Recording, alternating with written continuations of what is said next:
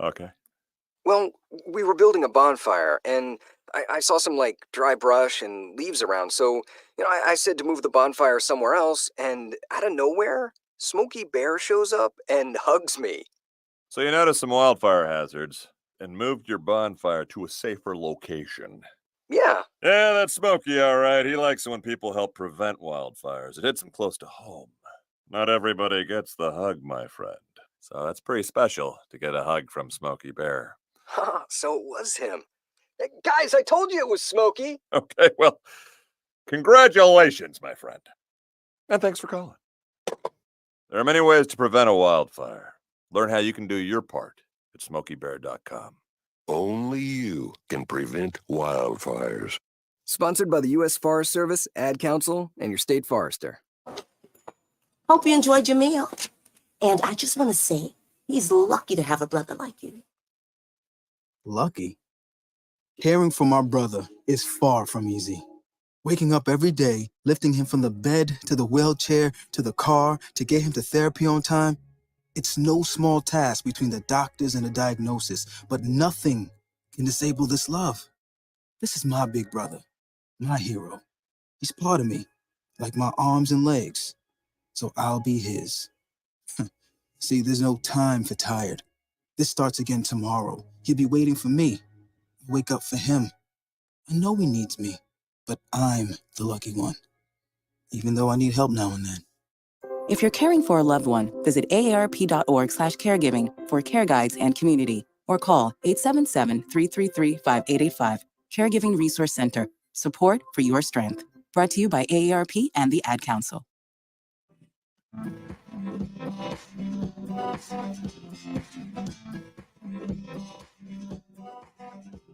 People been saying to your friend, get a different face, and posting on their feed, they're super ugly. The things they say to them online are cruel and they're not true. So tell your friend, I'll stand up for you.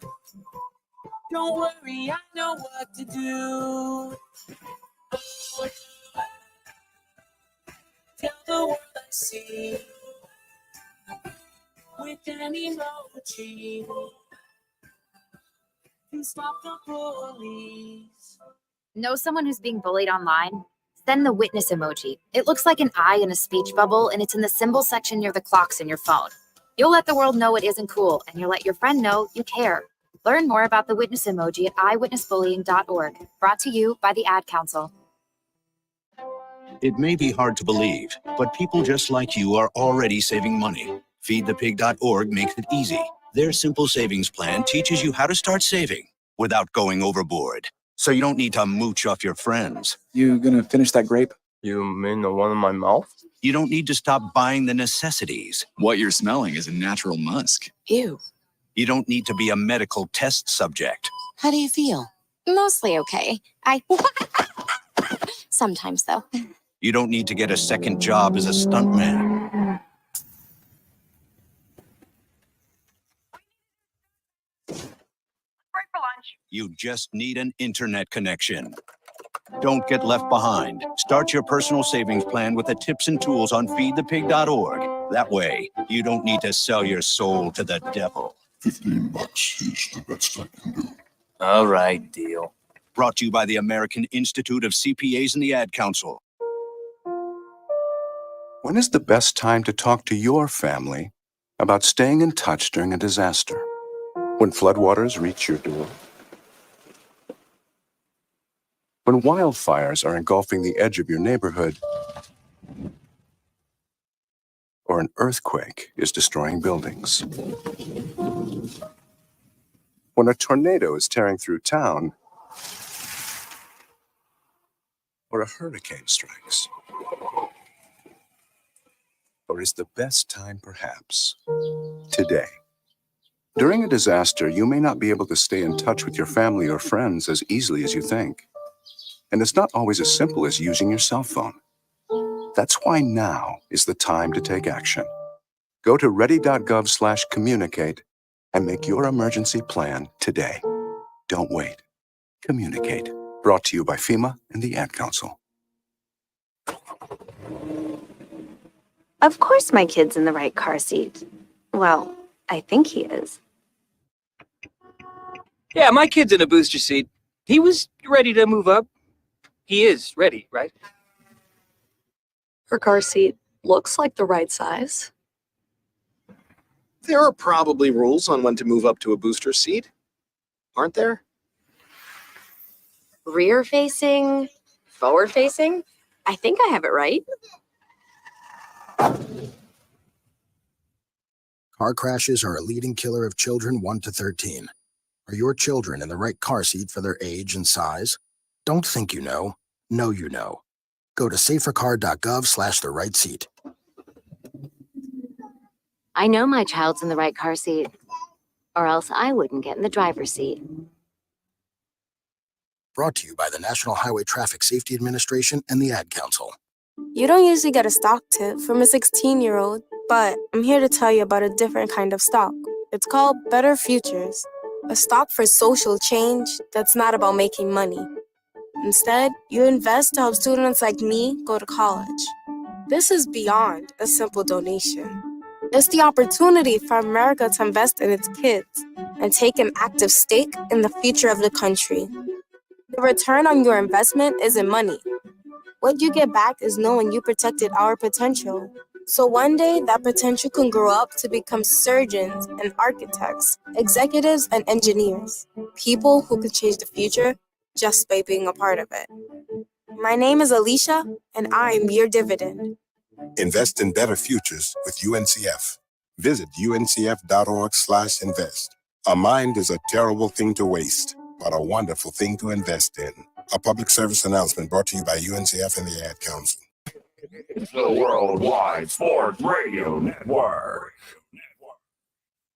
Randy Moss says he would love to see Davante Adams and Aaron Rodgers reunite with the Jets. Brandon Aiyuk officially requests a trade from the 49ers. And yes, Boomer Esiason says that the Mets should let Pete Alonso go and go after Mr. Juan Soto. And a lot more here on a new show of the Sports Loudmouth.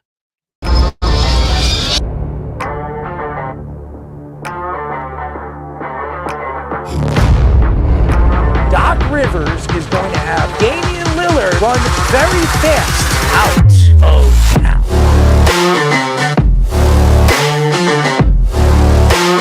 Does he help them win? You're under 500. Aaron Judge helps the Yankees win. You're paying the player $300 million. You better be sure that that guy's going to help you get over the hump.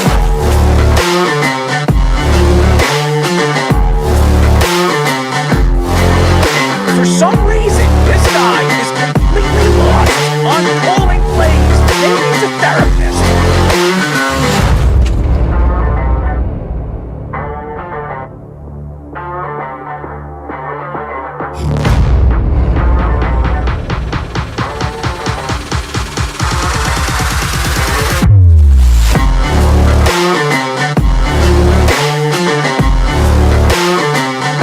Did you see Lamar Jackson cry to the referee? No, he didn't.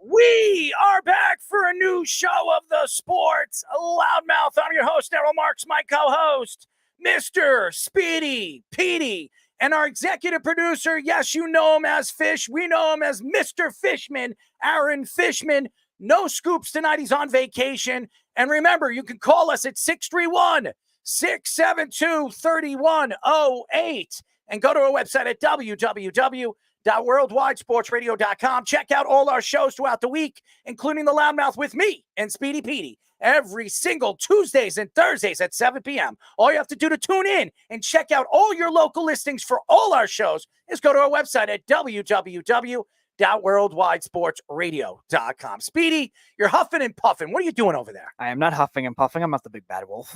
You sound like it. I mean, what's going on today? Are you sick? Are you not feeling good? I'm not sick, no. What's going on? You have a stomach ache? No. Going to the bathroom enough today? I did a couple times, but... How many times? 3. 3 times. 1 or 2? 1. No, so you were just letting it go, right? Sure. It was one of those days. Sure. We'll Just one of those days, right? We'll Speedy? just go with that. Well, we are going with it. I'm going with it all the time. How many times do you think I went to the bathroom today? 5. 5 times, man. I was letting it go today, right? Guess. I don't know. You were guessing. So I'm Sure. gonna say about 4 What do you think? times. What do you think? I have a chip that tracks you? Maybe you do. I don't know what I don't have that kind of. I don't know what spy you're technology. tied to me. You're tied to me like my underwear. That would not be a good analogy. It is a good what are you talking about? Am I wearing underwear? You're gonna. You think Usually somebody I'm would put not. a chip Just letting in you know their underwear? Yeah. Yeah, why not? I didn't know. I said you're as close as me as my underwear, right? That makes no sense. What are you talking about? My underwear is against my skin. If I were to put a chip on you to track you, I would not put it in your underwear. I didn't say to put it in my underwear. I said that you're as close to me as my underwear. That's all I'm saying. It's an analogy. Anyway, makes no physical sense. Well, But okay. you don't understand it. That's all right. It has nothing to do with that. What did you do this weekend before you have a heart attack? I had nothing. The analogy makes no sense It because makes a lot of sense. in order for something to have the same analogy as your underwear, it has to be physically touching you. So your hat would work, your shirt would work. Exactly. I'm not physically touching you, so that wouldn't work. But you're as close as me. No. You're as close to me. as The my analogy be with your underwear is as close to your body as my hat would be to my body. Oh God, please. Never mind. Or my glasses. Whatever. Anyway, Speedy, what did you do this weekend before you make me hurl? Yeah, I went to my uncle's house. We saw some of his friends. We played a couple games. And What did you play? What kind of games? Complicated games that would be very tricky to describe on air to the listeners out there. But played 3 different games. His friends showed up late, so we didn't get as much of the second time, and we ate a lot of food. Did you so I play stuffed hide the myself. finger? No, my fingers are all on my body. No, but did you play hide the finger? My fingers are all on my body. No, but at your No, uncle's I'm not. house? I'm not going to chop anyone's fingers off.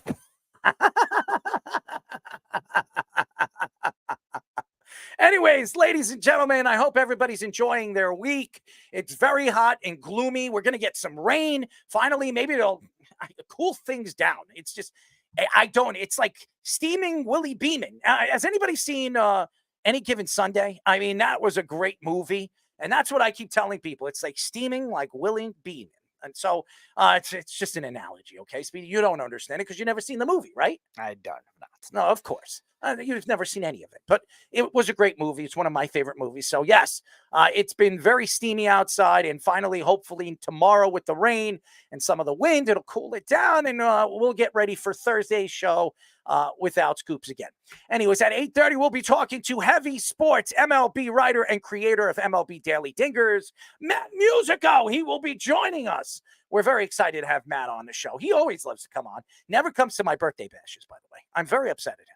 Him and his wife should be coming out. He's getting stuck every single time. And by the way, it's before the baseball season. I don't understand it. Anyways, a little bit later in the show at 9:30, we'll be talking to Phoenix Suns and Dallas Cowboys play-by-play broadcaster. Our friend Kevin Ray will be joining us the off season for basketball and for football. So we're very excited to have Kevin. He's busy. I think he also coaches basketball, if I'm not mistaken. So very happy to get Kevin on the show. So why don't we get into it? Because a lot to get into, a lot of football today and some basketball and some baseball. As we know, it's All-Star break. This is probably the dead time of year when it comes to sports. And everybody sits back. There's nothing to talk about. There's always something to talk about when it comes to sports. Am I right, Speedy? Mm-hmm. Always. And we always find the stories. Actually, Speedy and Fish find the stories, and I just, I go into it and I give you my thoughts to it. Randy Moss said that he would love to see Davante Adams reunite with Aaron Rodgers on the Jets. Moss adds that Adams should be encouraged to chase a championship, which he doesn't think will happen with the Raiders. Moss compared Adams' career timeline as far as team success very similar to his own. Both Moss's Vikings and Adams Packers made multiple NFL championship games, but could never make a Super Bowl appearance, and both went to the Raiders. WFAN's Boomer Esiason says he thinks that this trade seems inevitable to happen, and he expects it to happen within a few weeks before the season starts. Adams said that Aaron Rodgers reportedly has been trying to persuade him to force his way out of the Raiders for the last couple of days. The Jets currently have $6.2 million in cap space. So what do the Jets have to do? They're going to have to drop pieces to bring in a guy like Davante Adams. Do they trade Mike Williams all of a sudden without the season even starting? It's a lot to get into. And I have to give Randy Moss a lot of credit because Randy Moss has become a very good analyst. He really has for ESPN. He's worked for many different organizations, and I love what he does. I love his personality. I loved his game. Little outspoken as an NFL player. It wasn't Terrell Owens, but a little bit under Terrell Owens and Chad Ochocinco, but a great personality. There's no question that he is. Randy Moss stating that Davante Adams and Aaron Rodgers inevitably are going to reunite as a New York Jet is a very interesting story. And I know a lot of Jet fans are excited to hear that.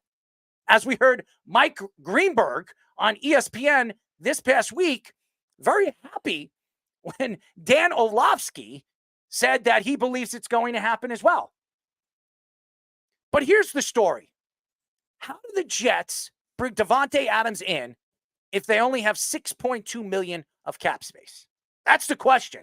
What are they willing to trade, by the way? Are they willing to give up a first-round draft pick to try to win a Super Bowl? And I know the Jets haven't won a Super Bowl in 54, 55 years. It's been a long time. They have not won a Super Bowl since 1969 with Broadway Joe. But I'm going to tell you this right now. You cannot give your future up for a guy that's 31 years old and over the last couple of years fighting injuries. Now, he did play a lot last year. I'm watching wide receivers on Netflix. But over the years, even with the Green Bay Packers, he's had problems staying healthy. Now, adding a guy like Davante Adams to this wide receiving core that you have in Garrett Wilson and Mike Williams, and now a bunch of youngsters, this could be as explosive as any Jet team, as any team we've seen in a very long time. But how does this work? And the way Joe Douglas has built this team over the last couple of years, is it worth bringing in a veteran player that is going to demand the ball? This was the year we were going to see Garrett Wilson really explode off the field. We thought it was going to be last year. We watched him all season long, ladies and gentlemen, last year struggle because he had nobody throwing him the ball. Aaron Rodgers went down in 4 plays. Davante Adams last year had a good season. Who was throwing him the ball? Nobody. Jimmy Garoppolo gets hurt, and then they bring in a rookie who's going to start this year. Now, does Davante Adams want to play for the Raiders? He does not. Anybody that knows Davante Adams and anybody watching the wide receiving show on Netflix knows that Davante Adams does not want to be a Raider. He has a lot of respect for the coach over there, the new coach that's taken over in Pierce. And I'm going to say this. Antonio Pierce is a very well-respected athlete, very well-respected coach, very well-respected player over the years in the NFL. But I'm going to tell you this right now. Davante Adams is not going to win with the Raiders. Davante Adams is not going to make the playoffs with the Raiders. He doesn't have a chance to make it with this Raiders team, and I think he knows that. His best chance is with a team that has a tremendous amount of talent, defensively and offensively, right off the board. Now, if the Jets decide not to bring in Hassan Reddick, they can use him as a trade piece for Davante Adams. You could trade a guy like Hassan Reddick to a team like the Raiders that would definitely could use another pass rusher. They have Mason over there. You add another guy to that edge. They can have one of the more dominant defenses in that division. And maybe defense will help them get over the top. It usually doesn't. It does in the playoffs. It doesn't in the regular season. Davante Adams is a player that demands a lot of coverage on a football field. Will it help Garrett Wilson? But here's the problem. Garrett Wilson won't be the number 1 guy. He will be the number 2 guy. Because if you bring Davante Adams in, there's no way you could say Garrett Wilson is going to see 100 balls this year. There's no way. And you know Aaron Rodgers loves Davante Adams. As we've heard Aaron Rodgers come out and say that Davante Adams is the best wide receiver in football. But it does seem inevitable that these guys are going to play with one another for the New York Jets. But how does it work? And how are the Jets going to make this work? Are they willing to give up their future, because it's not just going to be a first round this year. It probably is a first round this year and a second round next year or a third round next year to land a guy like Davante Adams. And then you're going to have to figure out how these salaries are going to work. And by the way, you're going to have to give Garrett Wilson a contract in the next year or two. He's going to demand it, especially if he has another good season. You know Sauce is going to want a lot of money. Elijah Verataka is going to expect money in the offseason if he has another good season, if he stays healthy. There's a lot of what ifs, and I understand that Jet fans want to see a Super Bowl. But if you're willing to sell or trade away young talent or future talent for this organization, how does this work? Aaron Rodgers, how many years does Aaron Rodgers have left? 2 at best. I know he says he wants to play till I think he said 45, and he's 40. He's going to be 41 this year. So that's 4 years. Does anybody believe that Aaron Rodgers is going to play 4 years? I do not believe it. Now, if Davante Adams comes here, maybe he plays another 2, 3 at most. There's no way. And I know a lot of Jet fans are going to be sitting here and thanking Boomer Esiason for mentioning this, or Randy Moss mentioning it. This doesn't work for the New York Jets. It doesn't. It puts them in salary hell. The Cowboys have been in salary hell for the last, 4 years, 5 years, maybe even longer, because of the Ezekiel Elliott move. That hurt them. And all those years of giving defensive players the money that they've given them. And that's because of Jerry Jones running the organization. Now you have a guy like Joe Douglas, and Joe Douglas has been very, very good with the cap. He really has been. He's moved around the cap the way he expected to move around the cap, and he's drafted very, very well. But he hasn't brought in very good free agents. As we've said, DJ Reed is probably the best one he's done since the New York Jets and him have existed together. And I don't trust Robert Saleh, even if you bring in Davante Adams. How are they going to run this offense? Are they going to do whatever Aaron Rodgers wants? Now, Nathaniel Hackett is loving this. He's loving it because he knows Davante Adams, he knows Aaron, and he's going to look like a superstar. He's going to come back and say, oh, Nathaniel Hackett, he's a great offensive coordinator because he's got 2 fantastic players at their positions. But does this really get the Jets over the hump? Hassan Reddick, I thought, was the missing piece to that defense. And now Joe Douglas can't re-sign him. He can't. Because Hassan Reddick has already come out and said that he will not play for the Jets unless he has a new contract. And the Jets and Hassan Reddick, before this trade happened, they had a conversation with Hassan Reddick. And Hassan Reddick said he will play under the same contract that he had, his finishing contract this coming year, and then negotiate the deal at the end of the season. Now, all of a sudden, he changed his mind, and the Jets look like fools. Now, what are the Jets willing to move to get a Davante Adams? You're going to have to give up a superstar on this roster. There's no way the Raiders are just going to say, here, we'll take your first and your second next year, and we will give you Davante Adams. They know that the Jets are willing to give up pieces to get a Davante Adams because they think that the Jets think that he's the missing link. He's the missing piece that could get him over the top. I don't believe Davante Adams is the missing link.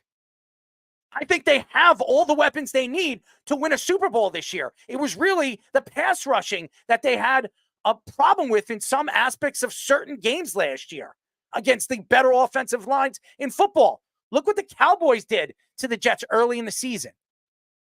The Jets could not get to Dak Prescott, and that's why the Cowboys killed the Jets. It's a big problem. That was the piece.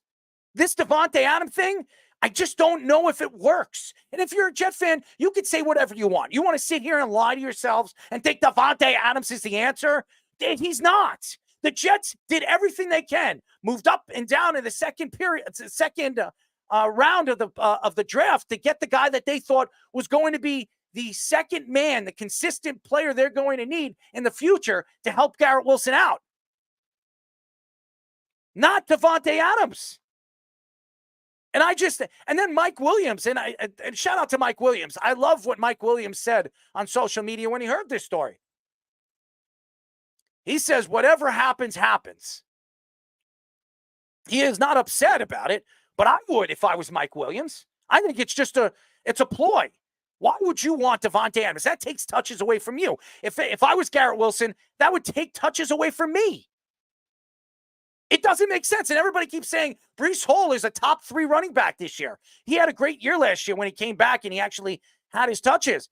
If there's all these weapons on the field, Aaron's going to have a ton of weapons all over the field. Why would he hand the ball off to Breece Hall? If you're a draftee or a fantasy draft guy, why would you draft Breece Hall? Does that make sense? Because the Jets aren't running the ball. You know what Aaron Rodgers is going to be doing. He's going to be throwing the ball. So I know Jet fans are excited to hear Randy Moss come out and saying that he's excited to possibly see them reunite. And Boomer Esiason, I don't think Boomer knows what he's talking about. I think Boomer likes to spit out things. I think Randy Moss doesn't know what he's talking about. He could have a relationship with Davante Adams. And I know Davante Adams would probably want out one point this year at some point this year. But I don't know if it's going to be with the Jets. It could be with another team, another organization that's willing to trade away pieces and that is willing to take a contract over like that. So I don't like this move for the New York Jets. And anybody that doesn't know football. And if you're just a fan of Davante Adams, would you want to see Davante Adams on the New York Jets? Would you like to see him lose some of the touches that he would have on another team, another organization that needs a number one? Because you're going to be fighting who the number one guy is over there with the New York Jets. It always seemed like all offseason, the best thing the Jets need to do was just get a better number 2 wide receiver. It was never get Davante Adams with Garrett Wilson and make the financial struggle difficult. Because look at our own guys have already had to restructure their contracts this offseason because of that. CJ Mosley did that in order to come back. You saw some of the veteran defensive linemen, DJ Reed as well, you were mentioning, had to restructure his contract. Aaron Rodgers had to do it twice because of the injury that year. So financially, it's going to be very difficult to make that kind of thing work with just $6.2 million in cap space. Now, if Tom Telesco, who's the first-year GM with the Raiders, was previously the GM with the Chargers, want to take on some of those, like you said, quality defensive players, or maybe they take back Mike Williams in the trade, who he did draft, he did play with the Chargers. Maybe they can make it work. Beyond that, I don't really see that kind of thing being realistic right now. Maybe as a trade deadline move if the Raiders are bad, because, yeah, they improved on defense, but their offense... Or if the Jets lose Mike Williams. Yeah. Or that could happen. Or maybe the Jets lose Garrett Wilson early in the season. That could happen. Maybe then you look at Davante Adams as an option. Yeah. But right now, before the season starts, and you're hearing Boomer Esiason says a few weeks before the season starts, you're going to see Davante Adams as a New York Jet. How does that work? And I know Mike Greenberg is so excited. And he said, where do I sign up for that? Where do I not sign up for that? Where is it realistic right now when it comes to the financial standpoint? And also, you got to remember, too. Do you think it works? No, I think you're going to have too many players get either traded in different deals, or you're going to have to do some match. But even if it does work, let's say you get Davante Adams here. Do you think it works with Garrett Wilson there and some of the youngsters over there and the running game? How does this work? Does this really work? Does Davante Adams take a seat? Does he step back and let Garrett Wilson be the number 1 and him be the number 2? There's no way Davante Adams does that when he's in the prime of his career.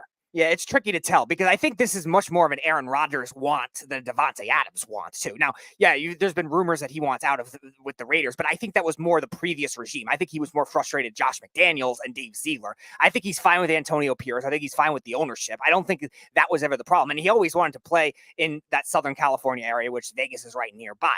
I don't think it's an issue with this regime currently with Davante Adams. I do think Aaron Rodgers is more of the swaying point with this because he knows that, like you said, he only has probably 2 years left in the NFL. Davante Adams, he wants to do more in the prime of his career before he starts aging and starts declining. I will say this about Davante Adams. If you watch the wide receiving show on Netflix, he says that he's getting up there in age. He believes he has another 3-4 good years, God willing, and he wants to win a Super Bowl. And he knows in his heart of hearts, I don't know if anybody's watching it, that he's not going to win it with the Raiders. No, he's not. There's no way. He's in a division right now with Kansas City. If they had Derek Carr there, maybe he believes that because him and Derek Carr have done it before in Fresno State. Maybe. I mean, they never won a national championship there, but they've done it together. He doesn't want to be there anymore. Why does he want to be there? Jimmy Garoppolo's no longer there with the organization. Who's he have throwing him the ball? Gardner Minshew and Aiden O'Connell. Gardner Minshew is a very good player. And he's a good backup. He's a reliable backup. He's not a starting quarterback in this league. And O'Connell is definitely not a starter. So you're going into the season with backup quarterbacks. And he knows that. He's not stupid. He understands how the game is played, but he knows that if he goes and plays with Aaron Rodgers, with the talent the Jets have defensively and the ability that they're going to have this season and the way the roster is set up, he has a better chance of winning a championship, which he's been waiting to win all these years with the Green Bay Packers, and now going over there to Las Vegas to have a chance to play in front of his family and play in front of all the fans over there to win a Super Bowl. And that wasn't going to happen because the Super Bowl was in Vegas last year, and the Raiders were not there. They didn't even make the playoffs. No, and the Raiders, again, I think they had a pretty good offseason for the most part, getting Christian Wilkins. They improved a lot on defense, had a good draft in my opinion, but you're right, they're still very far away in the AFC. Now, maybe they're the second best team in their division because the Chiefs are really the only good team in their division right now, but you still have the entire AFC North, you still have the entire AFC South, or maybe they're better than the Titans, but the other three teams are definitely better, and the AFC East, forget about it. Like, the Jets roster, I think according to Pro Football Focus at the end of the season last year, or at the end of the offseason, was ranked 5th by Pro Football Focus. The Raiders roster was nowhere close to that. And now you add Hassan Reddick, and if you bring in Davante Adams, you would probably rate the Jets as a top 2 roster. Yeah, you could definitely see that. Yeah, and it to me, when you look at rosters, and we've said this many times over the years, the Cleveland Browns, Speedy, a couple of years ago with Baker Mayfield, you thought they had the best roster in football. I said the 2021 AFC Super Bowl pick. I know. They didn't even make the playoffs. So again, this happens. Just because the roster states that you guys have one of the most talented rosters in football does not mean that you're going to go all the way. Now, again, San Francisco had one of the best rosters in football last year, and they went all the way to the Super Bowl, and they lost against the Kansas City Chiefs, which for some reason they can't get over the hump because Kyle Shanahan decides to not run the ball in the second half, which I predicted he was going to do. Again, this Davante Adams story is a very interesting story. I know it's going to grow legs. And if you're a Jet fan, of course you'd be excited to hear that Davante Adams wants to be here or Aaron Rodgers wants him to be here. And there are stories coming out that not just Randy Moss and Boomer Esiason. I just said Dan Orlovsky has said it. I've heard other people say that it's inevitable that's going to happen. I mean, it's kind of scary because for years, nobody wanted to play for the Jets. Nobody wanted to come to this organization. Or they have to pay more to get them. Yeah, nobody wanted to come here. And now all of a sudden, Davante Adams, Aaron Rodgers, everybody wants to come here. It's crazy how the tables turn. And again, is Robert Saleh the guy? Is Nathaniel Hackett a good offensive coordinator if you bring him? That's all the questions. You can have the great team that you have in front of him. If he can't call the plays and he's taking receipts and it doesn't work and he's cashing those receipts, it's not going to work moving forward, even with Davante Adams in the lineup. And again, it doesn't seem like a move Joe Douglas is going to consider that deeply either right now. Maybe at the trade deadline, if maybe the Jets are 5-3 or something and the Raiders are completely out of it, and the Jets are in a tough race in the AFC where they might get that kind of big splash move to help them get over the top of where they need to be. But financially, Joe Douglas, it doesn't seem like their kind of move. It doesn't seem like that big move that's going to swing. Like, they've kept a lot of the players, the bad contracts of the past, but even those they restructured. Even though Joe Douglas is not the type of guy to make a move like this, you could see him making this move. Why? Because Aaron Rodgers is running the team. Aaron Rodgers is the captain of this team. Aaron Rodgers is the coach and the GM of this team. He's just like LeBron James is with the Lakers. So what Aaron Rodgers wants goes, and that's what's going to happen. I'm telling you right now, if Aaron Rodgers significantly has reached out to Davante Adams and reached out to Joe Douglas and said, I want him, I would believe that Joe Douglas will do everything in his power to make that happen. I believe that will happen. Why? Because a happy, they say happy wife, happy life, happy Rodgers, happy.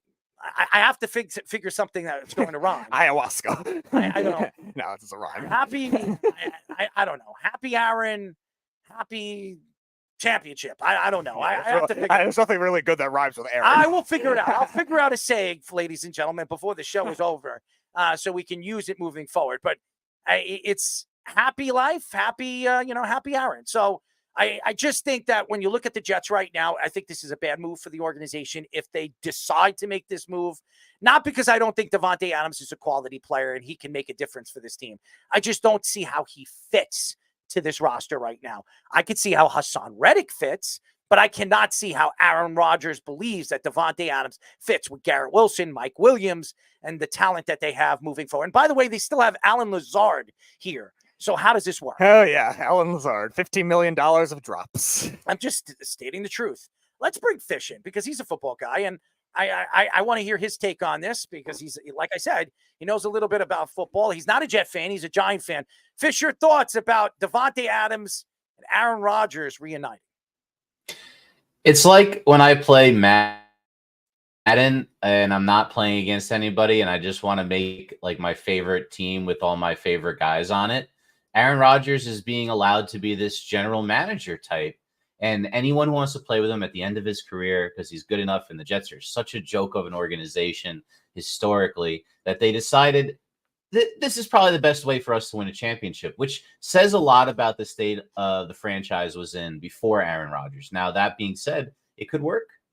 It could work. Davante Adams is being underutilized in much the same way Randy Moss was being underutilized in Oakland, now in Vegas, in both of their same point of their careers. We know Moss got traded for a 4th-round pick at that high salary to the Patriots, and then put up the greatest statistical season wide receivers ever put up in the history of football in the 16-game year. Look, there's precedent for this. That being said, where does he fit on the offense? You have it's a loaded wide receiver room. He would be the best one there, and I think he would complement what Garrett Wilson does really well. But you just spent all this money on Mike Williams. What are you going to do with Lazard? How is this going to work? How does the salary cap is a real thing? So it just seems like pie in the sky. Maybe they make it work. Maybe they mortgage the entire future to do it. But if this is your shot to win a Super Bowl, it hasn't happened in my lifetime, and I'm almost 40. Well, I am 40. I'm 42, and it hasn't happened in my lifetime. And I've watched team after team after team just absolutely choke when they had a chance to go all the way. So again, I understand why the Jet fans would love to see it, and I'm a Jet fan, but I do not want to see it, because how does this work moving forward for the organization if it doesn't work?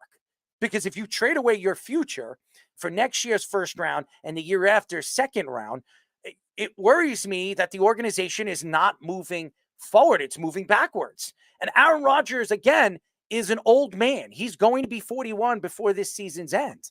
I mean, I would be worried if I was a Jet fan, and I am, that going into a season with a 31, 32-year-old Davante Adams, a 41, going to be 41 quarterback, and a team that has a bunch of youngsters that are going to be expecting big-time money in the next couple of years. How does that work? How is Davante Adams' contract going to work moving forward to give Garrett Wilson the money? Garrett Wilson could say, you know what, trade me in the offseason, as we've seen over and over again. Now you're hearing Brandon Aiyuk, which we're going to get into in just a few moments. He's demanding a trade right now, as everybody thought he's going to want to be here because him and Pearsall are good friends. That doesn't matter. It's all about money. Mucho dinero. That's all we're talking about. And it doesn't work. And you know Sauce Gardner is going to be asking for that. If he has another one of these seasons where he's a top 3 corner, you're going to tell me that he's not going to be asking in his, this is his 3rd year as a corner in a league, that he's going to say, you know what, I'm a 1st-round draft pick. We should be talking new contract here. Elijah Vertuck is going to be expecting a new contract if he has another good year as an offensive lineman. So you're telling me that you're willing to give up on one of the better offensive linemen when healthy for a guy like Davante Adams, who's going to be 31, when Elijah Vertuck is going to be 25 years old, not even in the prime of his career. With other offensive linemen on 1-year deals, too. Yeah, and I'm telling you, there'll be teams lining up for a guy like Elijah Vertuck if he stays healthy this year. So it doesn't make any sense. NFL Network's Mike Garofalo says that Brandon Aiyuk has officially requested a trade from the 49ers. He added that the 49ers gave Aiyuk one more chance to sign a long-term deal that was in their price range, but he turned it down. Reports say the 49ers are willing to do something around 26 to 27 million range, but Aiyuk wanted more. Reports say that the Commanders and the Steelers are the favorites to trade for Aiyuk, but the Patriots have also been in contact with them in recent weeks. In the last 2 months, the 49ers have given receiver Juan Jennings a $15.4 million contract and extended Christian McCaffrey for another 2 years and about $38 million. Aiyuk is playing this year on his 5th-year option, worth about $14.1 million. There's no way Brandon Aiyuk is going to be a part of this team and this organization before the season starts. I don't believe it. And I think the Commanders make a lot of sense. And why? Because he's very good friends with the quarterback over there. He has a very good relationship with him. And the organization as a whole would be looking and seeking to give away a ton of draft stock. And this is something that the San Francisco 49ers have done wrong over the years. If you remember, they gave up 3 first-round draft picks for Trey Lance, and Trey Lance is not even a part of the organization anymore. He's with the Cowboys as a backup. They gave up 2 second-round picks for D Ford, who barely did anything with them. Exactly. This is an organization that needs to re-up with some future talent. And this is an opportunity where you have Brandon Aiyuk playing at the top of his level as a wide receiver. Last year, taking over for Deebo Samuel. He played when Deebo went down last year with his shoulder injury. He came in and he took over for this team and became a superstar. Now, we want to see it 2 years in a row. Right now, you could trade him at his highest point. You can get a first, maybe even 2 firsts, if the Commanders are willing to do that. And the Commanders could see the Aiyuk as a game-changing wide receiver. You put him on the other side of the field, you have 2 weapons that can dominate, and they have a very good running game. And now with Dan Quinn as a defensive coordinator and an offensive coordinator that actually knows what he's doing, not as a coach, but as an offensive coordinator, this team could be explosive. They can actually be a threat in the NFC. Brandon Aiyuk deserves to get paid. He does. I don't care what anybody says. Brandon Aiyuk is that good of a player. Now, do I think he's a top 5 wide receiver? He's not. He wants top 5 wide receiving money, but he proved last year he's one of the top 5 wide receivers in the league. I have to see him do it multiple years. Now, could he do it with the Commanders? Now, in a Kyle Shanahan offense, it works. And I'll say this, Brandon Aiyuk, I believe, and I'm just speaking the truth, he fits the system. He fits Kyle Shanahan's system, just like Brock Purdy does. So does Deebo Samuel. Now, do I think Deebo Samuel would be putting up the same numbers if he was playing for another team, another organization, another offense? I don't think so. And I don't think Brandon Aiyuk would either. I don't. And Brock Purdy would be, he'd be a backup quarterback somewhere else. I'm just speaking the truth here. You saw what Brock Purdy did in the Super Bowl last year. He wasn't good.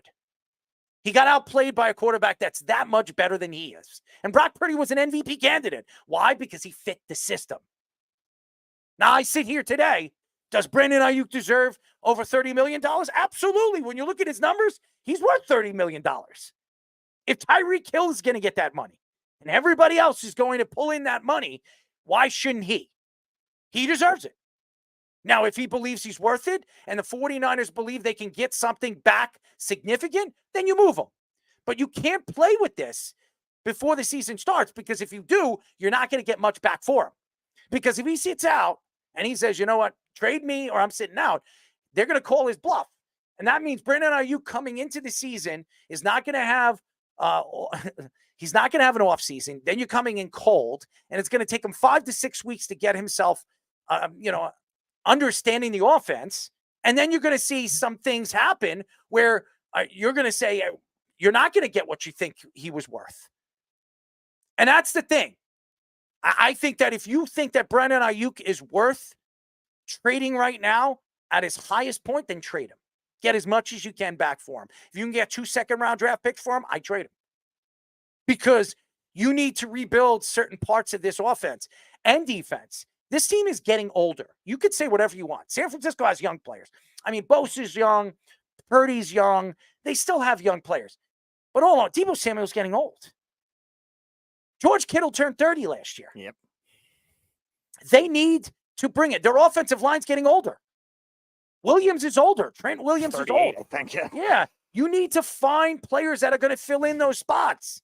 You need high draft picks to make those moves. And you never do, because you're one of the best teams in the league. They always draft well on day 3, and their first-round picks end up being very odd, like Trey Lance. Yeah, so honestly, if I was the 49ers right now, and Brandon Aiyuk is who he is. And remember, Brandon Aiyuk, I think, was a first-round draft pick. He was a late first-round pick. They traded back in to get him. Remember, it was weird. The 49ers passed on Jerry Jeudy and CeeDee Lamb with their first pick. They drafted Kinlaw, and then they traded back in because they wanted Aiyuk. And Christian McCaffrey getting the money that you gave him, and obviously you trust that Christian McCaffrey is going to stay healthy this year. Had a great season last year. He was the best offensive option throughout the league, and I thought was the best he should have won the MVP last year. Christian McCaffrey was the best player in the league in my thought of watching him play all season long. He was healthy practically. This was one of the first seasons I could say Christian McCaffrey stayed healthy for the whole season. I think he missed one game. Yeah. That's it. So it says a lot about Christian McCaffrey, and that's why he got his extension. But giving Christian McCaffrey that kind of money, you can't pay Brandon Aiyuk the 32 million. If you do, that sets you back in the offseason next year when you need to fill in places for maybe a Trent Williams or somebody of that magnitude. How many offensive linemen have they lost over the last couple of years? And they haven't been able to draft greatly with offensive linemen either, which has been the because they draft at the end. Right. The 49ers Achilles heel in, I think, the Super Bowl especially. The Chiefs were attacking that right side of that offensive line because the right side of the offensive line has been extremely weak. Now, I believe they drafted a tackle in the second round this year, which helps maybe a little, but still, the 49ers have been kind of stuck in that same mold, and they've been able to make it work with the system where their offensive line doesn't look as bad. But the other thing too is they've drafted a lot of these other receivers, and Kyle Shanahan, for the first couple of years of his coaching career, where they were missing on wide receivers badly, second round picks, Dante Pettis, Jalen Hurd, guys like that. And then finally they got Deebo Samuel, and it changed really that whole scheme. Brandon Aiyuk, I think, is a different type of player. I will say this. I think the Patriots will give up the most for Brandon Aiyuk. There is no Bill Belichick there anymore. So they have a rookie guy that really is not a GM, or is taken over as the GM of this organization. Yeah. Because it was Bill Belichick's forever. I mean, he's been running that organization for 20 years. So now you have a rookie guy, a guy that's still learning the position. You have a rookie coach. I could see the Patriots giving up 2 first-round draft picks to bring in a Brandon Aiyuk. You could practically, fleece the New England Patriots. That makes a lot of sense. The Commanders, I think they'll sit still because I know that's where Brandon Aiyuk wants to go. He wants to go to the Commanders. I do not believe the Steelers are going to get him. Steelers have fleeced a lot of teams in the offseason, including the Chicago Bears. I don't know if they're going to be able to fleece the 49ers. John Lynch is a smart guy.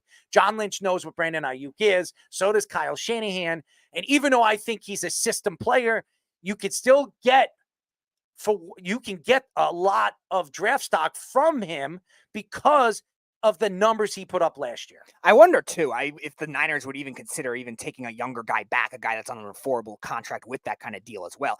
And that's where I think Washington kind of makes the most sense for 2 reasons. One of which is Adam Peters, who's their new GM, was in the 49ers front office last year, so he knows about Aiyuk for one thing. And the other thing too is maybe you take a player like Jahan Dotson back in the deal, who's a third-year player on a rookie contract. You get a second-round pick maybe with it, or a couple third-round picks with that. Maybe the 49ers think that's a scheme fit when they could play out the rest of his rookie deal. Same thing with the Patriots. Their receivers aren't as good, but they're all affordable contracts. That's why I don't think the Steelers make a lot of sense right now, because George Pickens is the only young receiver there, and I don't know if he's really a Kyle Shanahan scheme fit. I think Brandon Aiyuk, while he's not he's a more traditional wide receiver, route running wise, big guy that could get physical separation. George Pickens is a big body guy, a lot like DK Metcalf, where I don't know if that's going to be as much of a scheme fit for him. I think the Commanders make the most sense of that, but you're right. The Patriots, Elliott Wolf, a new GM, he's barely been in that Patriots front office too. He might be able to make a big swing. And we know what his father is. Yeah. We know what his father, Wolf, what's his first name? I'm sorry. I'm drawing a blank. So from the Indianapolis Colts, who won Super Bowls with Peyton Manning. Right. Elliott is a young guy that is taking over for the New England Patriots. He's a new GM. Is a little wet behind the ears. I think they could fleece. I think that John Lynch can fleece Ron Wolf. Thanks, Fish. Yeah, can fleece Ron Wolf. That's right, yep. Ron Wolf. Yep. I believe that John Lynch could fleece the New England Patriots. So it's a very interesting story. Before I want to move on, Fish wanted to come in and actually talk about his blocking as well as a wide receiver, which actually some of our guys have mentioned too, or some of our guests have mentioned how good of a blocking receiver he is. Good, Fish. So McCaffrey, we gave a lot of credit to for being arguably the best running back in the league, and he did get the Offensive Player of the Year award. A lot of that doesn't happen without great outside blocking, and we know Shanahan his father with the outside zone scheme way back in the day with Terrell Davis, who was in the news for not great reasons the other day. But we know that you need edge blocking. They have Kittle, who's one of the best blocking tight ends to seal that front surface on the edge to go on the strong side. But you also have Aiyuk playing on the back side as the X receiver, usually away from the tight end, blocking anything back for any cutback lanes. And that's important in zone 2. You see so many times where Aiyuk sets the edge, goes down on a safety or an outside linebacker, depending on the defense, that springs McCaffrey from just a 5-yard run to one of those great McCaffrey runs. In the pass game, you see him blocking more than one guy on long screenplays. This is the type of guy is a winning football player. Is he the best route? He's a really good route runner, but is he the best at getting separation? No, we saw him get covered the entire Super Bowl. But can he catch while he's covered? Yes, he can. He's very good. How do they pay for it? I don't know. But this is a guy that everyone's going to want. The Steelers, you brought up Pickens. Pickens doesn't run great routes. Pickens is kind of a wild card type of guy. Also, it is why he didn't go so high in the draft. Come on, he's great. Fish, look at the Pittsburgh Steelers. They had no quarterback last year. George Pickens had over 1,200 yards. So he could put up 1,600 yards this year with the quarterbacks that they have over there. I'm not going to trust that Russell Wilson's going to be the guy, but Justin Fields looks unbelievable, and I really think it works. I think it's going to work over there with the Pittsburgh Steelers. I'm agreeing with that. What I was going to say is I look at Pickens as more of a Z, as a flanker type, not so much on the line as an X. I think so you'd have him split ends on both sides, have their tight end set, and now you have this type of situation where they complement each other really well, and then you just need a slot guy. I think that might be the formula. There really is a reason to go for him if I was the Steelers, and I think you may see that happen here. Well, they have enough slot guys, Fish. They drafted 2 in the last 2 years, Roman Wilson this year, and then Calvin Austin last year. That's why they traded Deontay Johnson. I just don't know if the Steelers are willing to give him $28+ million. I do. If the Steelers were trying to go after him in the offseason. So if the Steelers believe that he becomes available, are they willing to give up a ton of draft stock? That's the question. Are they? And the Steelers are not an organization that likes to give away draft stock because they usually build around their own. That's what they do. They draft their players. They don't just go to free agency. That's how they do it. They find wide receivers in the later rounds. Antonio Brown, all those years. They found Le'Veon Bell in the second round. They find running backs and they find wide receivers. They don't really go in free agency or at the trade for a guy because they feel like he could be an asset to them moving forward. It's not something that and just like with the quarterback with Russell Wilson and Justin Fields, I didn't expect this to happen, but there was no quarterbacks available in this year's draft that Pittsburgh thought they were going to land that could change their team. They made a move in the offseason. They thought that Russell Wilson and Justin Fields gives them the best option to win, especially in a division that's probably the best division in football. Yeah. So I could see the Steelers. I could see the Patriots. I could also see the Commanders. But it makes more sense that the Patriots would give up the most, and he wants to be commander. So if the 49ers want to do right by Brandon Aiyuk, he probably goes to the Commanders. I think that makes a lot of sense. And the Commanders will give up draft stock, but I don't think they would give up the type of draft stock that the Patriots would give up to land a Brandon Aiyuk because they've been looking for a number one wide receiver since Randy Moss. Actually, no, Julian Edelman is, you could say he was a number one wide receiver, but even he was kind of borderline number one though. Yeah. So I would say Randy Moss was the last number one guy that you believe that he's going to be a guy. And you have a rookie quarterback that you need a number one guy that you can trust that's going to go up there and get the ball and run the routes that he needs him to run. So your rookie coach, rookie GM, I think they'll do a rookie something stupid as a rookie organization because they are a rookie organization now. They're going to be considered the Jets moving forward for the next couple of years. Now, I don't think they're going to be as bad as the Jets have been in 50 years because I just don't think as long as Robert Kraft runs that team and owns that team, I think they'll find a way to find somebody that'll go over there and play there if their quarterback play doesn't or their youngster doesn't play well. And I still don't trust North Carolina quarterbacks.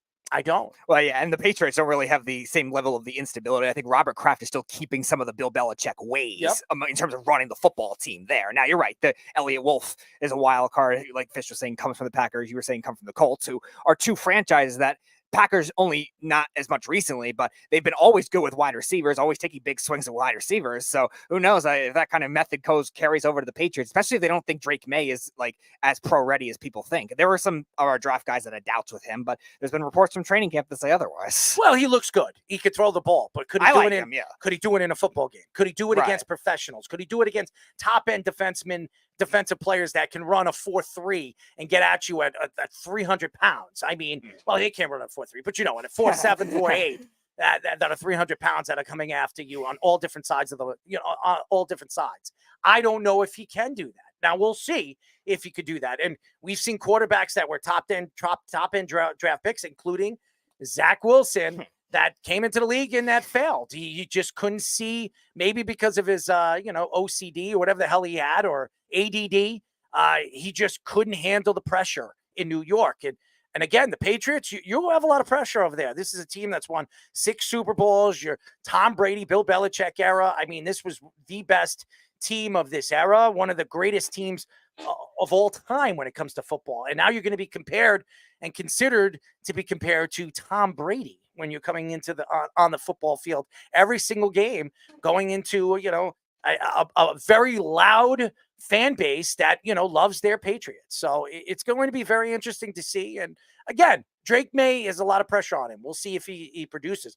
Trevor Lawrence over the last couple of years, I don't care what anybody says, he really hasn't produced. And we have somebody coming on tomorrow that I'm sure has his own opinion towards it, because he plays for the Jaguars. But I disagree. I think Trevor Lawrence has taken a step back. I don't think he's taking steps forward. He's making the money, so I give him all the credit in the world, and he still looks like a hippie with his hair. I mean, that's enough. I mean, if he likes to smoke marijuana, he's in good shape. I mean, not he'll be Kenny's favorite quarterback. Well, that's true. Well, he probably is Kenny's favorite quarterback. I don't know if Kenny actually knows who he is. Well, I mean, Kenny probably thinks Eli Manning still plays in the league.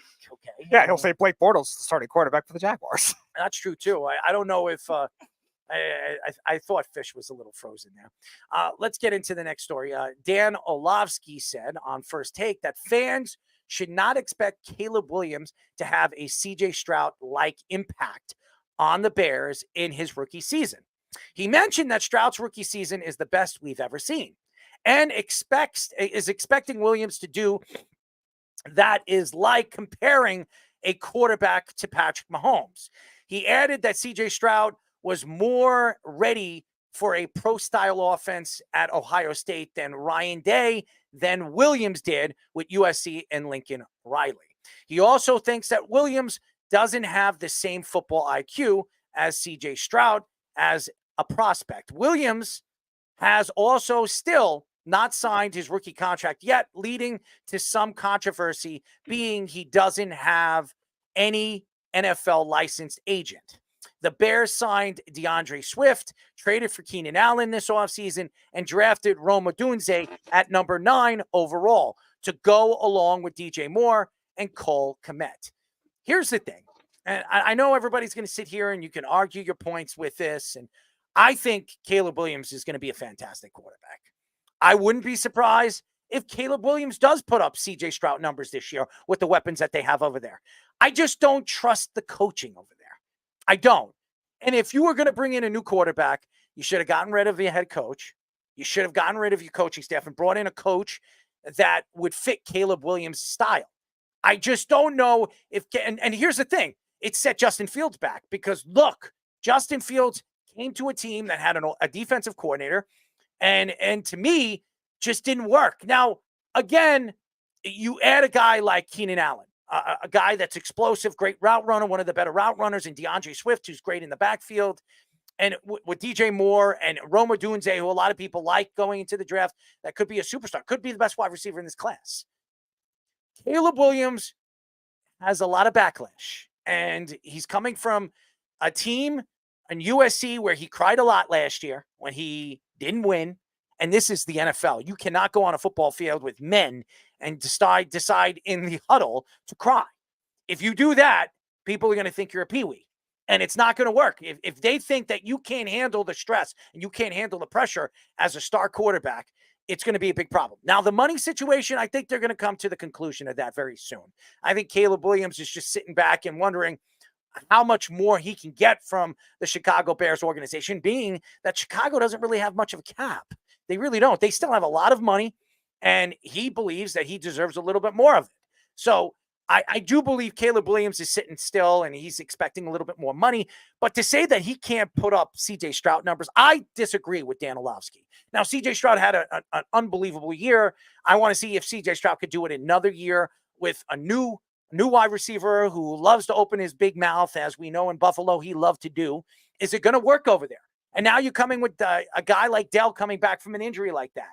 And there's just a lot of questions with the Texans. And by the way, their division, is a lot better. And the conference is a lot better this year with the health of Aaron Rodgers and some of the health that some of these players are coming back. So I don't know if they're going to be as explosive as they were last year. But we know that CJ Stroud could do it in the NFL. We don't know if Caleb Williams could do it. That's the question. Can he do it?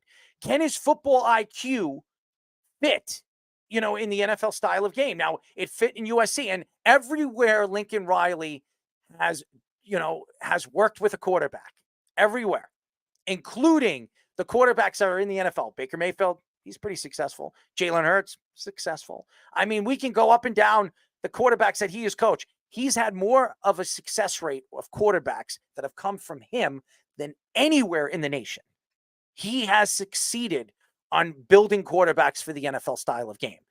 Caleb Williams is the best quarterback he's ever coached. So you're going to tell me that Caleb Williams isn't going to be better than Baker Mayfield, isn't going to be better than Jalen Hurts? I'm sorry. It's hard to believe that he won't be. Okay. It's hard. Okay. Unless Caleb Williams is, his mental capacity, it doesn't work in the NFL. And we've seen guys like Russell, just fall apart in the NFL. And not know how to read a videotape. Or Zach Wilson, to be exact. I mean, guys like that of that magnitude that just didn't work in the NFL because he can't read defenses. It's hard to believe that Caleb Williams is not going to be good enough to read defenses, understand how to get the ball into the places that his wide receivers are going to be. He's got probably one of the best arms I've ever seen. You want to talk about Patrick Mahomes-esque? I will say this. I believe he has a better arm than Patrick Mahomes. The only one I don't think he has a better arm than is Josh Allen, and that's just throwing deep. Accurately, I think he has the best accurate arm in the NFL, and he hasn't even thrown an NFL football. That's how good he is. He's better than Aaron Rodgers. I'm even saying that. I think he's more accurate than Aaron Rodgers is. I watched this kid play. I'm not blind. And anybody that doesn't or hasn't seen this kid play, you can't tell me that this guy is not going to succeed. And he's not going to succeed right off the page when he gets on a football field. He's got too many weapons there and guys that have succeeded in the NFL all these years. And that's what makes the situation, I think, a little different for Dan Orlovsky's analogy. They could be a playoff team this year. Yeah, of course. And Dan Orlovsky's analogy, I don't think makes a lot of sense because CJ Stroud was not supposed to have that type of, not necessarily statistical, but the playoff success, all the success with the other wide receivers that we were thinking at the beginning of the season. We were thinking, okay, maybe the Texans are like a 7-win pesky team with the defense, because I think a lot of people thought DeMeco Ryans was overdue for a coaching job. And I think CJ Stroud, I had some questions with him, but we thought he was going to be a good leader at the quarterback position and a good pro-ready guy. But the Texans' skill players were not supposed to be thought of as like a top 10 unit in the league. They were definitely bottom half thought of that way. Nico Collins was a big body guy that never developed. Tank Dell's a small guy. Yeah, Damian Pierce, that was an up and down running back. The Bears guys are arguably top 5 right now with the core that they have. Keenan Allen is a great route runner, like you were saying. Very consistently productive, 1,000-yard receiver. DJ Moore's great. Cole Kmet's a top 10 tight end. Remember, Keenan Allen did it last year with the Chargers with a backup quarterback. Yep.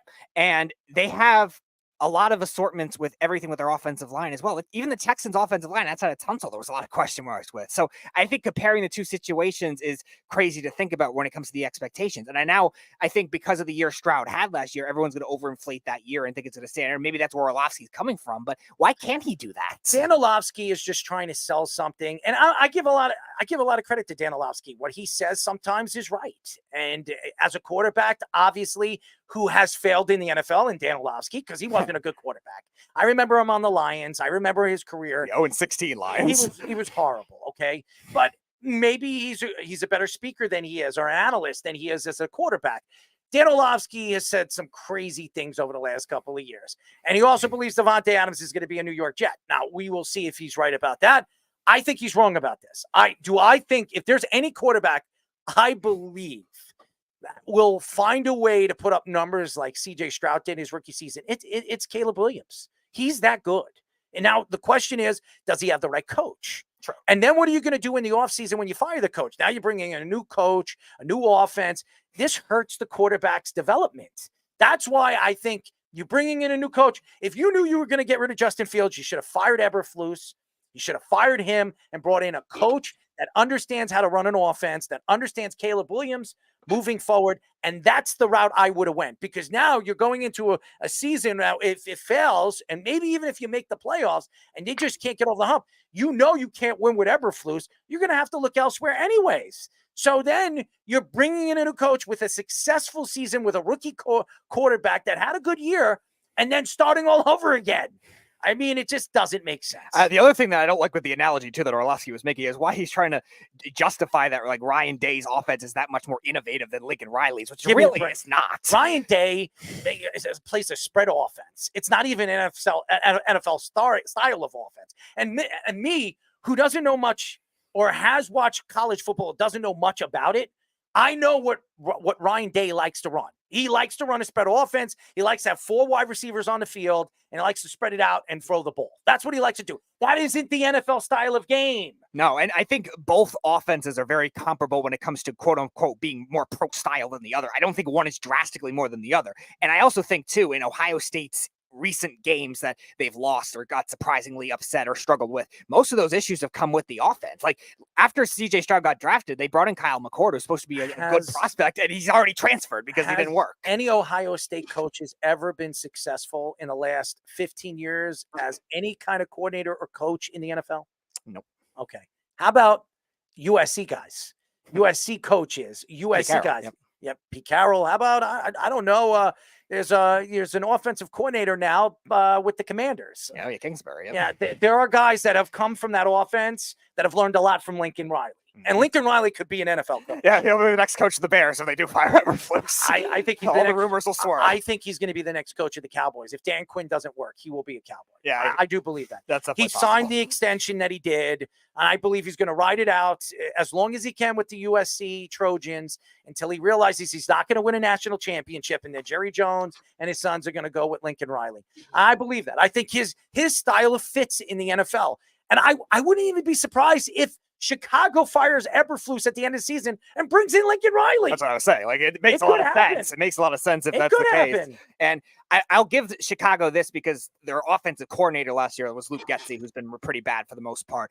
Shane Waldron, who did a very good job with Seattle and Geno Smith 2 years ago, is there. So I think the concepts of that'll be great. But you're right. Eberflus is the head coach. We were talking about last year the issues that he had with the player. They should have fired with him. Justin Fields. Horrible. Now, Eberflus turned the defense around in the second half of the season once they traded for Montez Sweat, and Jalen Johnson turned out one of the best corners in football last year. So maybe that's why they ended up hanging on to him. But if he's not going to be good as a player relationship type guy, he could be as good of a defensive coordinator as he was, which he wasn't in Indianapolis. He did a great job, but that doesn't make him necessarily head coach material. No, I haven't seen anything, and I know Fish said that he signed a contract. I don't see anything yet that he has signed a contract. Hold on.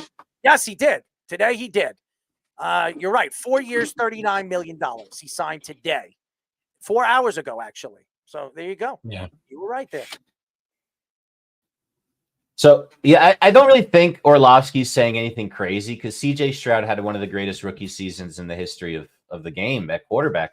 If you were to say over-under what Caleb Williams is going to do for passing yards, touchdown to interception ratio, completion percentage, would you say he's going to get over – well, Stroud only played 15 games. So in 15 games, do you think he's going to break 4,000 yards? Close. I think he's between 38. Stroud's 41. Yeah, I think he's 38-4, 38 to 4,000. I think he'll be close because Keenan Allen's going to have at least 1,200 yards. And I think Rome Odunze is a real star. I do. I think Rome Odunze is going to have 1,000 yards. I would probably believe. And Swift likes to catch the ball in the backfield. So I expect them to use them as, they brought in a new offensive coordinator, I think, this offseason. Yep, Shane Waldron, who comes from the Seahawks, who did well with wide receivers. Yes. So I expect them to throw the ball a lot. So, yeah, I think he could come close. I don't think it's going to be the yards. Piggyback off of that. Yes. I think the completion percentage. So piggyback off of that, I think the biggest. Yeah, go ahead. I'm sorry. Go ahead.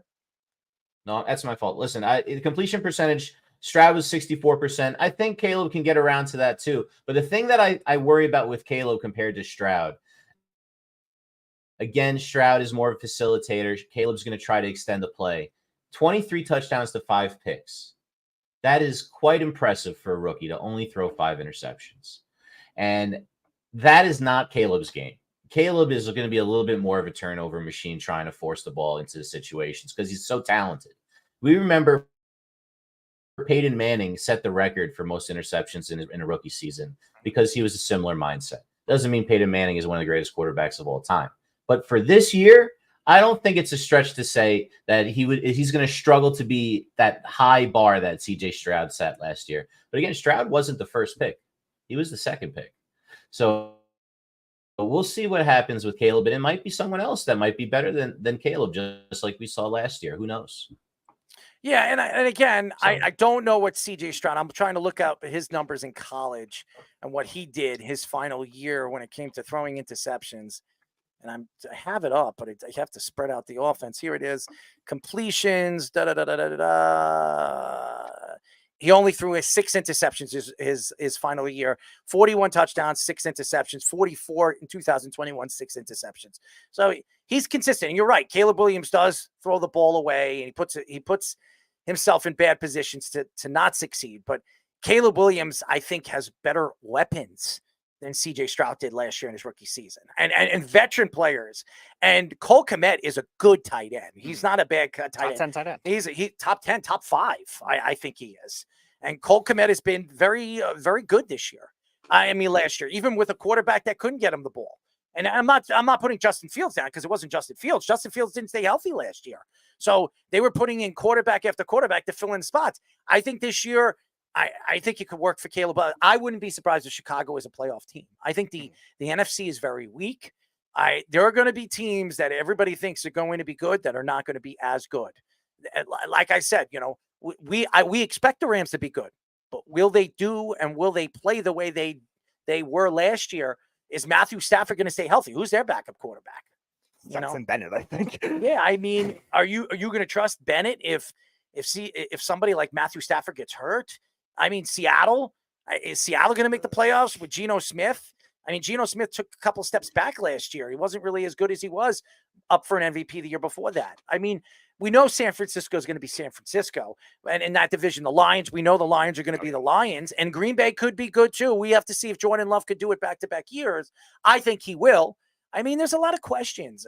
There's just the NFC is so wide open, and we all know about the Atlanta Falcons division. So that's just not a good division. And I don't care what anybody says. Everybody thinks Tampa's going to win because who's Tampa going to beat? I mean, seriously, there's nothing. Raheem Morris led Falcons. Yeah, so there's no guarantees to any of this. What we do know right now is when you look at CJ Stroud and you look at the AFC, there's a lot of pressure on CJ Stroud this year. He's got a better team. He has a better wide receiving room now because you added a top 10, top 12 wide receiver. Yeah. So I mean, you're expected to make the playoffs and make a run this year. CJ Stroud has a lot of pressure on him this year from last year where they had no pressure whatsoever. So, and they're in a division that they might not even win. They shouldn't have won last year if it wasn't for the Jacksonville Jaguars choking the last 4 games of the season. Thank you to Trevor Lawrence, who just got, $55 million a year. So good for Trevor Lawrence, not good for the Jaguars. So no, and that's where the expectations, I think, lie differently for Caleb Williams than they did for CJ Stroud because nobody was expecting that kind of thing. The Jags were supposed to be the heavy favorite. I think a lot of us thought they were going to be a top 2 seed in the AFC last year. And the Colts, they were rebuilding. The Titans were still decent.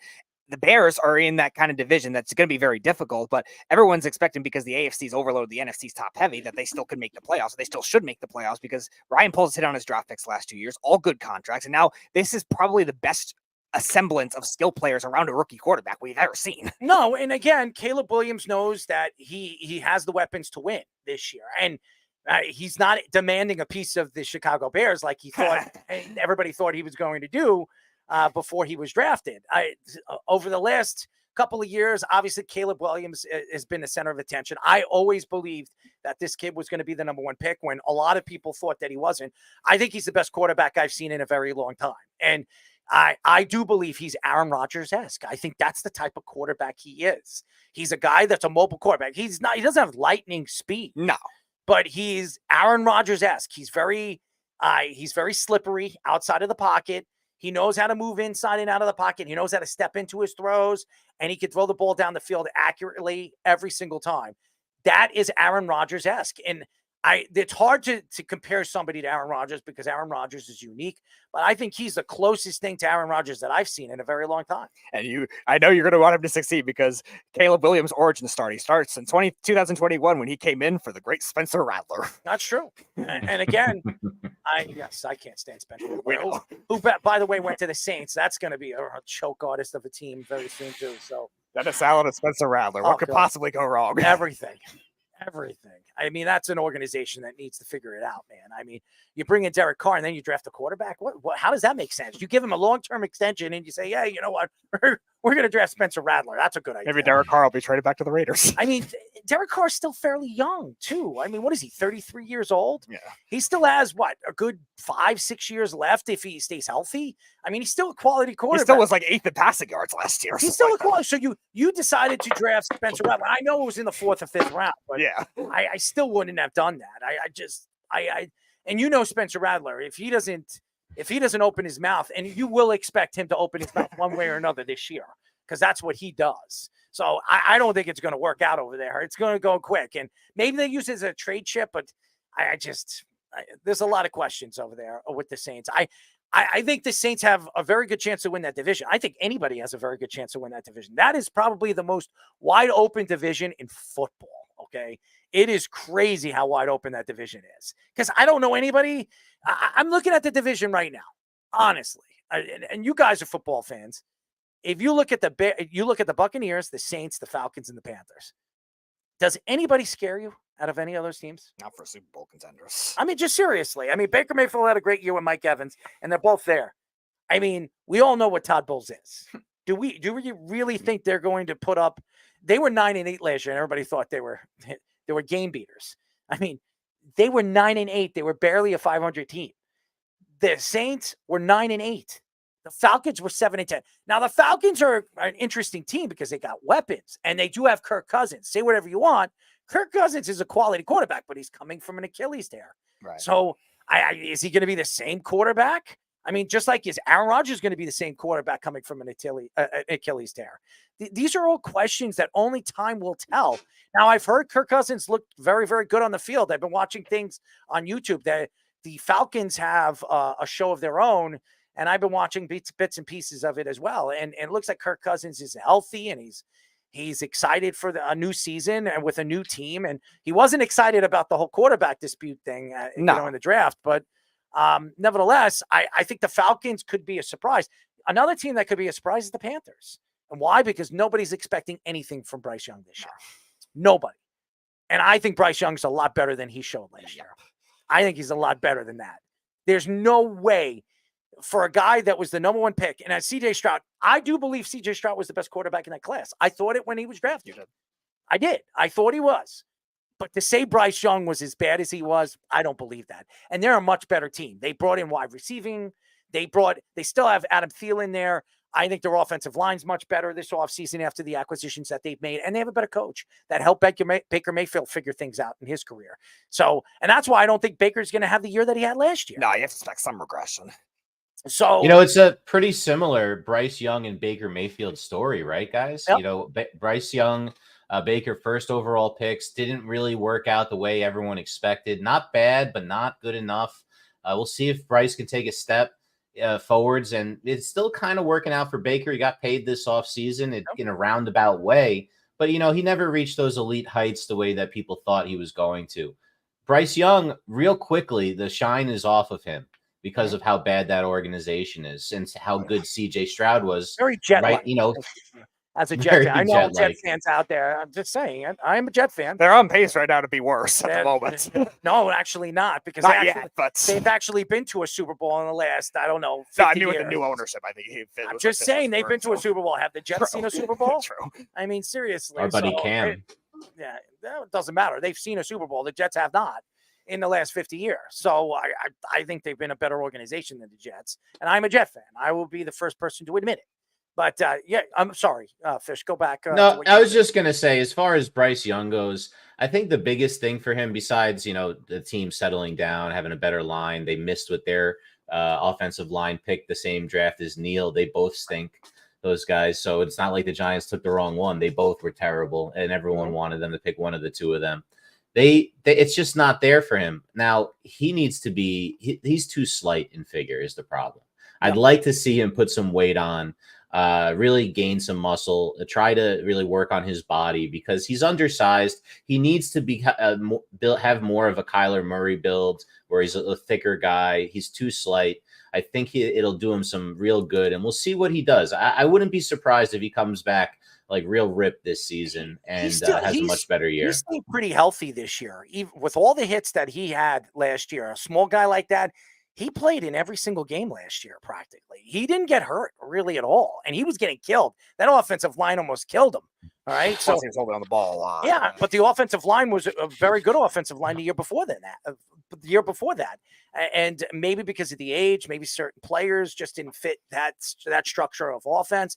But I think Bryce Young's going to have a better year this year. I think Bryce Young is a good quarterback, and I think he's going to prove it this year. I could see Bryce Young, throwing, closer to 300 yards in a game this year with the weapons that they've put around him and with the coach. I think he's an offensive-minded coach, and he's going to find every possible way to help Bryce Young succeed. So I'm rooting for Bryce Young. I felt bad for the kid. I hate the way the fans were treating him at the end of the season, saying that they picked the wrong guy. The organization was starting to believe that too, after trading away and giving away their pick to the Chicago Bears, who, by the way, drafted Caleb Williams with that. I mean, it's despicable. It was despicable how they treated Bryce Young because he was a rookie guy and they gave him no weapons to work with. And by the way, they fired their coach 4 games into the season. They traded their best weapon. Yeah, none of it made sense. None of it made any sense. So I think you have to give this kid a little bit more of the time to see what he's going to develop in. I do believe he's going to put up the numbers to be quality. If you're a fantasy guy, you draft him later in the rounds, I'd have him second to last late round sleeper. Yeah, sure. I would have him sitting on your bench and expect him to have a better season than he had last year. So this is the division that's probably the worst division in football, the NFC South. It's horrible.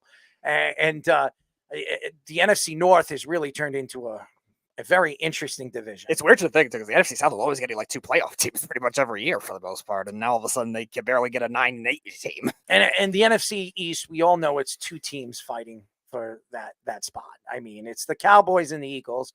They're both going to be fighting all season long. The question with the Cowboys, and I know a lot of Cowboy fans don't want to hear this, is who's their number 2? Who's their number 2? I mean, all off season, we were saying, and by the way, they still haven't paid CeeDee Lamb, and they're going to put themselves even in a worse position because they were an 8-0 home team last year. They were undefeated at home last year. It's not going to happen this year. And if I was CeeDee Lamb, and I'm not telling CeeDee Lamb to hold out, I would hold out. Hold out, definitely. I would hold out right now. What do you have to prove on a training camp field? You were the best wide receiver. I thought he was the best wide receiver in football last year. Mm-hmm. I really do. I thought he was the best. And you could say whatever you want. They had no secondary wide receivers. So everybody knew the ball was going to CeeDee Lamb, and they still couldn't stop him. So that says a lot about what CeeDee Lamb. And go watch the playoff game that CeeDee Lamb played. He still had 100 yards, even though everybody knew that he was going to see the ball. It's ridiculous what's the numbers CeeDee Lamb was putting up last year. He broke Michael Irvin's records. He broke every single Cowboy record last year in every statistic. And I think he had 4 200-yard games, which is insane. So it doesn't make any sense. And the Cowboys are going to have a big problem because he's going to want it. The longer you wait, you just saw what Justin Jefferson just got. And he missed the whole season last year. He got 37 million? He got $36 million a year for playing in 10 games. CeeDee Lamb is going to get 40. He's going to get quarterback numbers. He's that good. And they're going to have problems with Micah Parsons. I don't care what anybody says. They're not going to be able to re-sign Micah Parsons and CeeDee Lamb and Dak Prescott. They are bringing back Dak Prescott. Say whatever you want. Dak Prescott is going to put up numbers again this year. There's no way they're going to just say sayonara to Dak when he's putting up numbers that are going to put him in the MVP voting again for back-to-back years. It doesn't make sense. 2 straight years top 5 quarterback. The year before top 10. You're going to just say sayonara to him and bring in whoever you think it. There is no quarterbacks in next year's class. You're going to bring in Tua Tagovailoa. Give me a break. Or you're going to do what the beef want to trust the great Trey Lance. It's ridiculous. Trey Lance is never going to get a starting job over there. Shador Sanders is coming out in the next year's draft, guys. He's destined to be the Cowboys quarterback, And he's destined to bringing screw on up. his father's destiny. I would love to see that happen. I But, would. Dak's second in the MVP last year. They can't give him up. It doesn't matter. Look, he's not the second best quarterback in the league, but he was second best last year. That's all there was. No, He's got to be paid. The reason we would love to see it, even though it's probably going to be working, is because we have to see who's going to speak more, Jerry Jones or Shador Sanders. And who knows, maybe Dion will be hired on the coaching staff at this rate. It's ridiculous. And anybody that That thinks would be anything great. differently is an idiot. Boomer Esiason said on Boomer and Geo that the Mets should let Pete Alonso walk and go after Juan Soto. He added the solution is simple. Now that Mark Vientos having a great year and being capable of playing first base, Boomer doesn't see Steve Cohen being able to pay both Soto and Alonso, but WFAN's Jerry Recco says he wouldn't rule that out. Recco said that the Dodgers and the Mets are the only teams that would pay two superstars like that in the same offseason and not care about the luxury tax. Alonso said at the All-Star Media Day that he doesn't want to be traded and he is proud to be a Met. Soto said he has no idea what his future holds for him, but he is sick of wearing different jerseys at the All-Star game, which he has been for the last 3 seasons. I do not believe the Yankees are bringing back Juan Soto. I'm just being honest. Juan Soto is going to want 650, 700 million. His agent is Scott Boras, and Scott Boras, even though he has a good relationship with the Yankees and he gets top dollar from the Yankees and Brian Cashman, I can't see the Yankees buying into this. Now, if Garrett Cole buys out of his contract, which he might, he said he could opt out if he's starting to play pretty good baseball. So if he puts up good numbers in the second half, he could opt out of his contract. And then the Yankees could decide, you know what, we're not going to bring Garrett Cole back. We will sign Juan Soto and give Juan Soto all that money. That could happen. I don't think it's possible. I think more than likely Garrett Cole, knowing that he's getting older, he knows that the Yankees aren't, or any team is going to give him $40 million a year. He's making 37, 38. He's making the most that he possibly can. He's got 4 or 5 years left on that contract. I just don't see Garrett Cole opting out of the contract. So the Yankees are already over the luxury tax by a lot, and they're the highest paying team. They have the highest salary in all of the MLB. So going after Juan Soto is putting them in, highway hell in the luxury tax. They're going to the highway of hell. I think with guys like Jones coming up in their farm system, who a lot of people think is Aaron Judge-esque, a left-hander with power that can play multiple positions in the infield and the outfield, mostly the outfield. He's the future outfielder over there in the left side. And Dominguez, who can't stay healthy, I think the Yankees believe that they're going to go young moving forward with the youngsters that they have. I just think that Juan Soto, even though he's having a fantastic year and he's putting up fantastic numbers, and I know the Yankees give up a lot, even though everybody keeps thinking that looking at King's numbers this year, they're not that good. Everybody said that about Rendon, and Rendon has not played well the last 3 starts, but Rendon's numbers will be closer to 3 this year. He will have between 13 and 15 wins this year as a left-handed pitcher for the Yankees. He already has 9. He's going to have 13 to 15 wins. And for that, a left-handed starter in the Yankee Stadium is good numbers for the Yankees. The Yankees need a 15. If they can get a guy that has, your second starter is giving you 15 wins and your first starter is giving you about 17, 18, you're going to win a lot of games. So I do not believe the Yankees are going to be able to re-sign Juan Soto. I just don't. So sitting here and saying that Boomer Esiason believes that they're not going to be able to, Pete Alonso is not having a good year. Now, if Pete Alonso puts up great numbers in the second half, he could get the money close to the money that he wants. I don't think $300 million, no, but a little bit over 200. I could see him 240, 230. I could see Pete Alonso getting that money from the Mets. I do believe, sitting back and thinking about it, I could see Corbin Burns going to the Mets. I could see Juan Soto going to the Mets, and I could see Pete Alonso re-signing with the Mets. I could see the Mets spending about $1 billion this offseason. Why I could see that is because they spent no money this offseason. They spent none. And they're trying to get rid of all those other contracts, the Verlanders, the Scherzers. I could see Steve Cohen saying, you know what, F this. I'm going out. I'm opening up my pockets. $1 billion. I make $1 billion a year. You think this is going to burn a hole in my pockets? This is going to make my team a contender. This is going to make my team as good as any team right now in the National League. I get these three. I sign these three players. I'm right there as a contender, a World Series contender, a top 5 contender going into the offseason. So I do believe that the Mets will do everything they can to re-sign Pete Alonso. I could still see them going and getting Corbin Burns, and I wouldn't be surprised if Juan Soto is going to get his $650, $700 million from the Mets. He's very close with Lindor. Lindor's going nowhere because nobody's going to want that contract. And I just think that it makes a lot of sense for the Mets. So these stories with Boomer Esiason and obviously Jerry Recco, everybody knows what I thought about Recco and his thoughts last week or 2 weeks ago. I think he might be right about this. I think, and I'm telling you right now, they need pitching. Even with Senga coming back, expect Corbin Burns.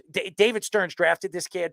Expect Corbin Burns to sign with the Mets. I'm telling you right now, book it. You can sell whatever you want to sell. Corbin Burns is the first signing they're going to make. Mm-hmm. He is their first. Their second is Pete Alonso. Their third is Juan Soto, because Juan Soto is going to wait until Christmas time. He's going to wait until he's going to sit around with the Giants. He's going to sit around with all these teams. The Phillies and the Red Sox are now interested too. And be pampered. And then he's going to decide, this is where I want to be. This is the team that's giving me the most money. I wouldn't even be surprised if he goes to the Red Sox. But it makes a lot of sense that the Mets are going to land Juan Soto.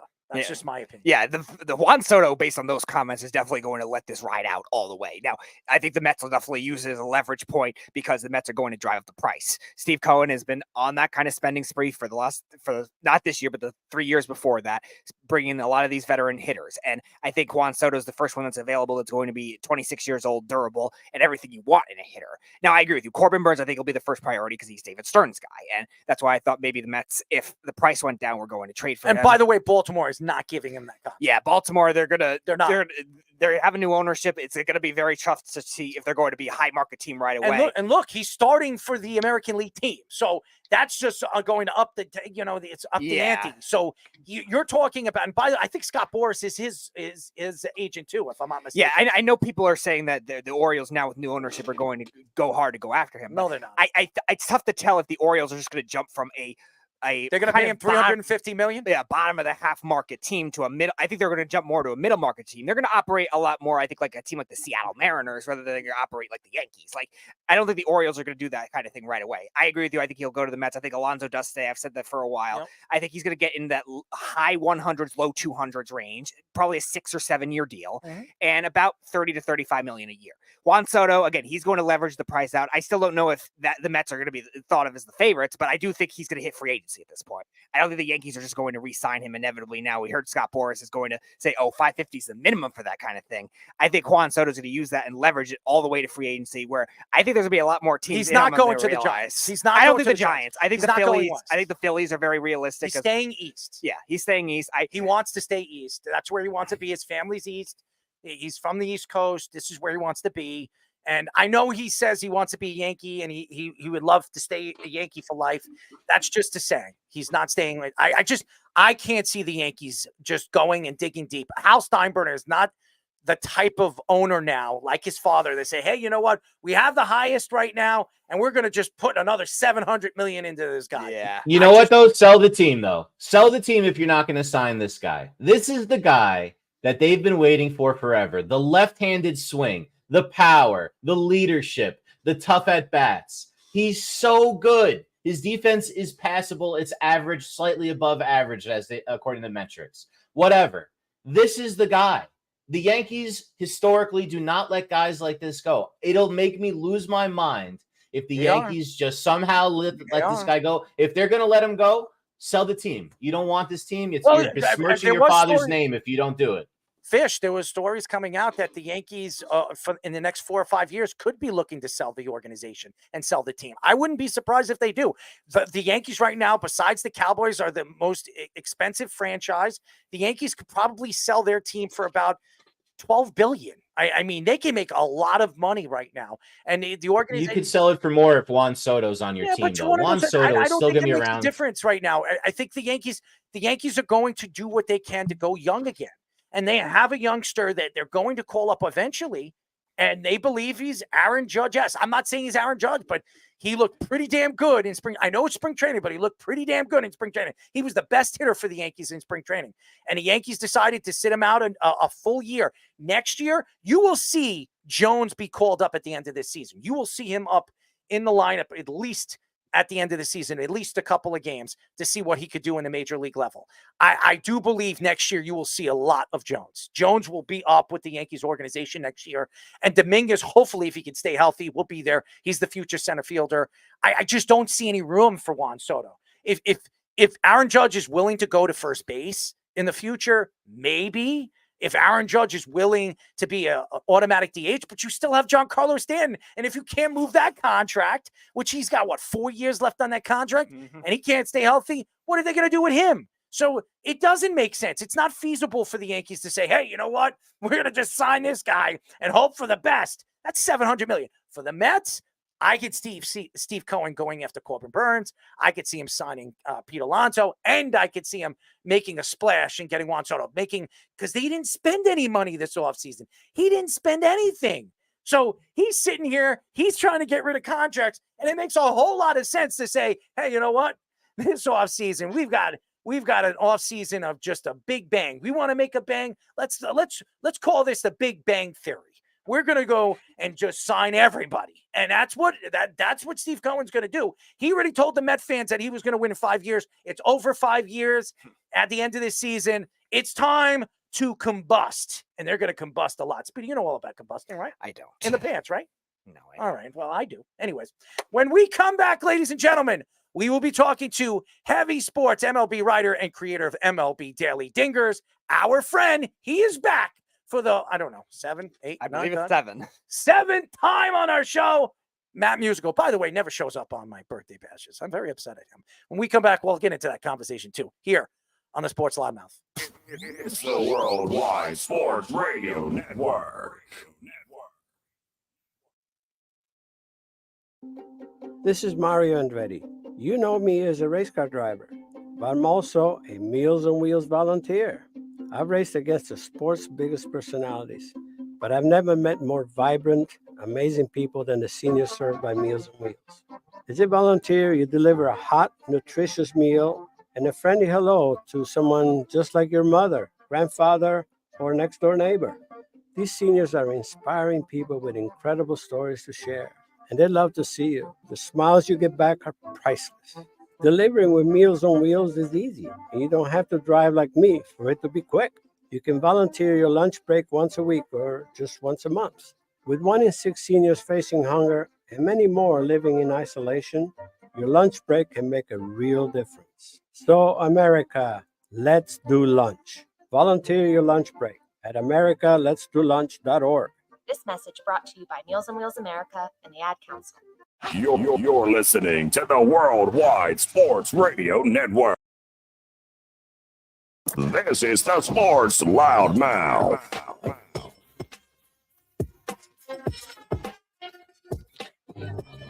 I was spinning this weekend on the Weekend Crunch. I was pretty good, Speedy. You heard me. I was flipping it.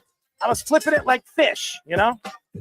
I don't know if I was flipping fish, but hey, fish is, not fish, but you know what I mean, fish. Anyways, we are back, ladies and gentlemen. You're listening to the Sports Loudmouth. I'm your host, Errol Marks, my co-host, Speedy. Remember, you can go to our website at www.worldwidesportsradio.com. Check out all our shows throughout the week, including the Loudmouth with me and Speedy Petey every single Tuesdays and Thursdays at 7 p.m. All you have to do to tune in and check out all our shows and our local listings for our shows is go to our website at www.worldwidesportsradio.com. You can call us. We haven't had a lot of callers. No Jeff, no Snug, no craziness. Thank God. I mean, seriously, no calls are probably better for us. I like to, spit out some junk when they do call. But anyways, 631-672-3108. And now, ladies and gentlemen, we've had him on not once, not twice, but 7 times, and he still has not showed up to any one of my birthday bashes. I'm very upset about it. We're now talking to Heavy Sports MLB writer and creator of MLB Daily Dingers, Matt Musico. Matt, what's up, buddy? I'm good, gentlemen. What's going on? Thanks for having me on. Absolutely. You're growing your hair out. You're growing your beard. You put on some weight too, man. I can see it. You look healthy, man. Well, that's good. My mom will be healthy about that. No, I'm not your mother and I'm not your father, but I'm just trying to help here.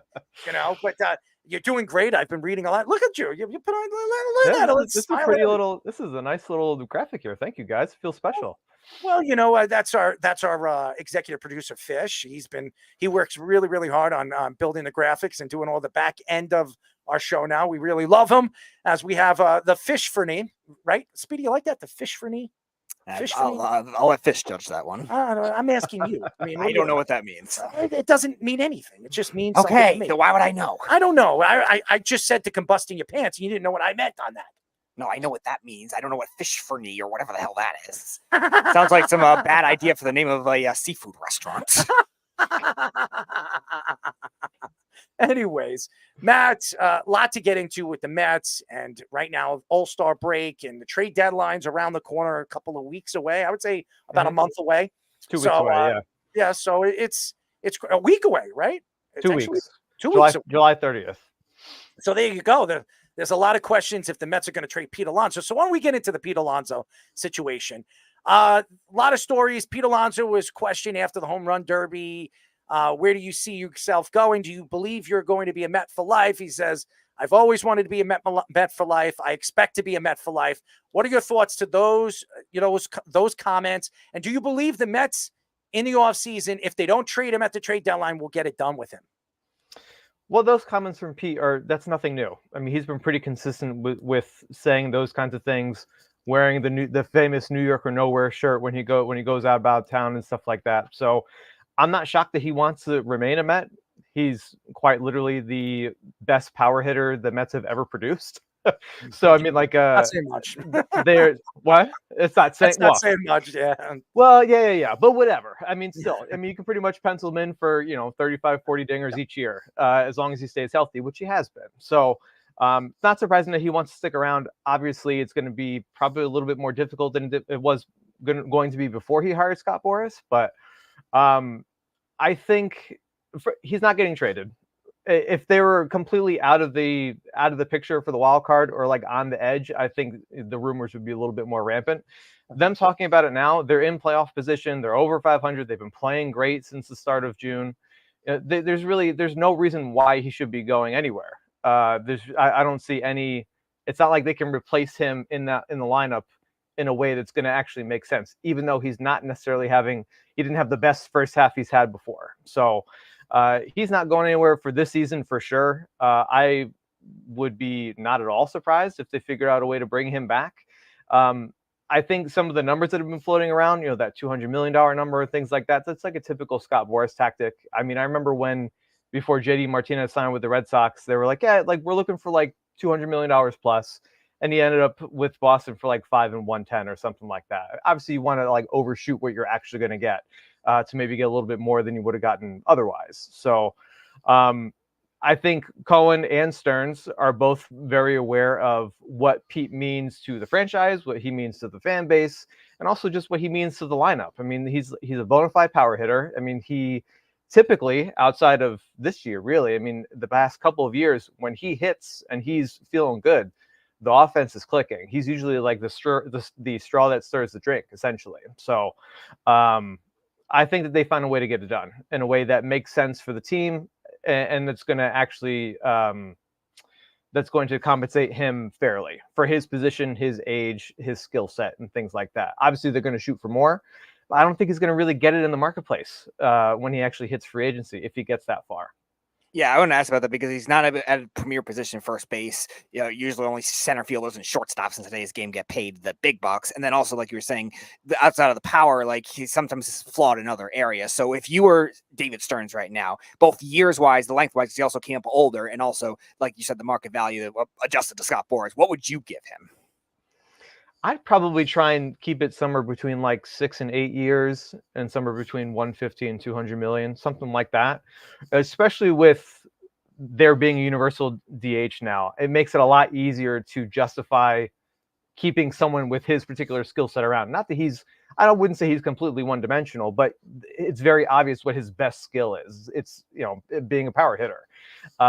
He's probably not going to field as well now as he will, or he's not going to field as well in 5 years as he does now. He's a passable fielder, not a terrific fielder. So, I mean, I feel like that would be enough, hopefully, to get it done. Keep him in Queens for the long term, make him a lifetime Met like he wants to be. He wants to be around for this next wave of competitive Mets teams, if that ever happens. So, I mean, that would be nice to have him around. It's similar to like having Nimmo come back and sign what he did a couple of winters ago. Or Kyle Schwarber, what he did with the Philadelphia Phillies. I mean, Kyle Schwarber, he went over there all those years with the Cubs and everything like that, and he found a home, and now he's a bona fide. I know he does play in the outfield, but he's really a bona fide DH, and eventually he will be. So I think it makes a lot of sense. By the way, everybody, we are talking to Heavy Sports MLB writer and a creator of MLB Daily Dingers, our friend Matt Musico. Matt, a lot of Met fans are very interested to see what happens in the offseason. I know the season's not even over, and the Mets still are in the playoffs. We will get into the Mendoza thing because I told everybody I thought this guy was the right guy for the job. But there's a lot of questions on what are David Stearns and Steve Cohen going to do first in the offseason. I've been saying it. I still think they're going to go after a bona fide number one starter. And I think the guy that they're going to be really looking at is Corbin Burns. He drafted Corbin Burns. He knows Corbin very, very well. He's the starting pitcher for the American League this year. He's having a sensational year. What are your thoughts to that? Do you see them? Everybody keeps saying Juan Soto, but I think Juan Soto is going to be on everybody's list. I think the number one guy is Corbin Burns. Seal the deal with the best pitcher available this offseason. Yeah, I mean, I would certainly not be opposed to that. I mean, the one commonality between Burns, Alonso, and Soto, they're all presented by Boris. So let's just do a 3-for-1 deal. Just figure it out from there, right? That sounds good to me. Yeah. But yeah, I mean, Burns is a Cy Young winner. He's a workhorse. He's an ace. I mean, he's definitely that kind of guy that you want at the top of the rotation. He takes the ball every 5 days. The Mets have not really had that really since DeGrom started getting hurt. Really. So, I mean, it's been a while since they've had that. They don't have a ton of surefire things coming up through the system. They don't have a ton of long-term contracts in the current big league rotation as well, outside of Senga. So, I mean, they've kept a lot of flexibility there, I think, for this kind of reason, to have the opportunity to pounce if they felt like they wanted to pounce, depending on how the market ends up playing in their favor or not. So, I think that would be a great get for them, especially if, depending on how the rest of this season goes, if they feel like they're, a few players from getting over the hump to that next level. Like, this is the kind of guy that will help you get there. He's pitched in the postseason. He'll probably be pitching in the postseason again this October with the Orioles. So that will be able to check that box off as well, too. Like, you need that veteran ace that's going to be able to lead the staff. And we thought maybe it would be Senga, not that he's a veteran, but he was pretty consistent in going out pretty much every 5 days last year. But now, who knows what's going to happen with him? I mean, we hope that he comes back and he's exactly how he is. But then, these things end up feeling like ticking time bombs as well. So you mentioned that you want the Mets to be contenders. Like, any realistic targets? Probably pitching is what they would target, especially with the bullpen. Any realistic targets do you think would make a lot of sense for the Mets before the trade deadline? Yes. Yeah, they need the bullpen. They're very much so. I think that's pretty obvious to everyone. I mean, obviously Stearns has already worked on that, made a trade already. I mean, they're in this spot where they don't want to trade a lot of blue chip prospects, obviously, because they've worked pretty hard to build up the system to where it is. But with relievers, you don't have to necessarily give up a ton to be able to find someone that is serviceable and effective. And that is one of the things that Stearns is good at. He's pretty good at building a bullpen and building a pitching staff. So I think the position that the Mets are in right now actually serves Stearns better, because this kind of plays into his strengths as well, too, as an executive. As everyone knows, we are talking to Heavy Sports, MLB writer and creator of MLB Daily Dingers, our friend Matt Musico. He knows everything about the Mets. He's been following the Mets since he was a little kid, and now he's been writing for the Mets. Well, I mean, me being a Yankee fan, I've been spoiled, but all the other teams I root for, I haven't been as spoiled. That's for damn sure. That's but you look at the Mets right now, and everybody keeps talking about the offseason, but let's talk about now. And Mendoza has been, I believe, in the last 5 weeks, been one of the best managers in baseball. He's really figured out this team, the strengths, the weaknesses. He's got the players believing in him, and he's made all the right moves. Even with the bullpen, as bad as the bullpen has been, he's found ways to get this bullpen moving in the right direction. What are your thoughts to Mendoza? Do you believe that Mendoza really has taken this team to that next level? Yeah, I think he's pushed a lot of the right buttons, and it just seems like his personality meshes exactly with what New York is. I mean, obviously he came from the Yankees, so he knows New York itself and also what this team needs. I feel like when they hired him and I heard him talk a bunch and then saw him at the beginning of the year, got a lot of Willie Randolph vibes from him. Just like same kind of like culture changing, new like rookie manager, like that kind of stuff. Because I think when Willie came in, he was replacing Art Howe. So it's not necessarily like, I don't want to compare apples to apples, but he had a real veteran manager in Buck Showalter who had changed the culture himself in 2022, but then things kind of dried out by the time the end of 2023 came around. And then you have someone coming with a fresh mindset who hasn't been, around the league as a manager, like his predecessor was, and then comes in and just kind of like changes the culture in a different way. And kind of he's younger, understands the players in a different way and things like that, more open to that, to what they want to do and how they want to operate and whatnot. And it took a little while for it to work. It was a little up and down, but it seems like they're really kind of all moving in the right direction right now. So a big storyline this year throughout baseball has been the pitching injury, especially with starting pitchers getting Tommy John surgery, early season injuries. Obviously, the Braves losing Strider. You saw Cleveland losing Shane Bieber. So a lot of people were saying, oh, it's the pitch clock. It's all these new rules that are affecting it. What are your thoughts? What did you think is the biggest reason for it? I mean, it's probably this. I mean, I think I can see the arguments for those things happening, especially for big league pitchers who didn't come up through the minors with the pitch clock around. I think it's different for players who've come up because the pitch clock has been in the minor leagues for a few years now, I believe. So the younger pitchers at least are used to it. I think, you have to make a certain adjustment and work a little faster and be more conscious of it if it's something that you haven't been conscious of in the past. So I think that does play a little bit of a role in that, but it's probably just this emphasis on velocity. We've seen I think since the pitch tracking era, each year the average fastball velocity has gone up every single year. And it comes to a certain point where it's like, like this is actually an unnatural motion pitching. And things are going to start to happen that people don't want to actually happen. It doesn't matter how much you try and baby somebody. If you throw that hard and throw max effort all the time, things are going to break. Unfortunately, you don't want them to, but I think it's just a matter of things just eventually coming to a head and then having to fix it. So especially when, they're throwing harder than ever. They're, places like Driveline and other places like that, not blaming it on them, but, having that max effort, every time you're on the mound, every pitch you're throwing, that puts a lot of stress, even if you're only throwing up to 100 pitches in a night. Matt, you look at this team and they have a bunch of players that everybody was talking about. Alvarez is one of these great kids that they brought up, a guy that they brought up from their farm system. They gave a big contract to when he was a very young kid, and now he's moving up, and now he's having a great season, and he's a star. He's one of these young star catchers that it's very hard to find a catcher that with power, ability to hit all over the field, and have a good arm as good as he is. He's probably the best overall catcher we've seen the Mets have since Mike Piazza. Mike Piazza wasn't a good defensive player. He can hit all over the field. What are your thoughts to Alvarez? What kind of player do you believe this kid's going to be in the future for the New York Mets? Well, I wish they'd sign him to an extension yesterday. He's very clearly, like you said, it's very hard to find a good young catcher. And he is great offensively, but really cares defensively. And you could see from last year to this year, the changes and improvements he's made in the defensive part of his game.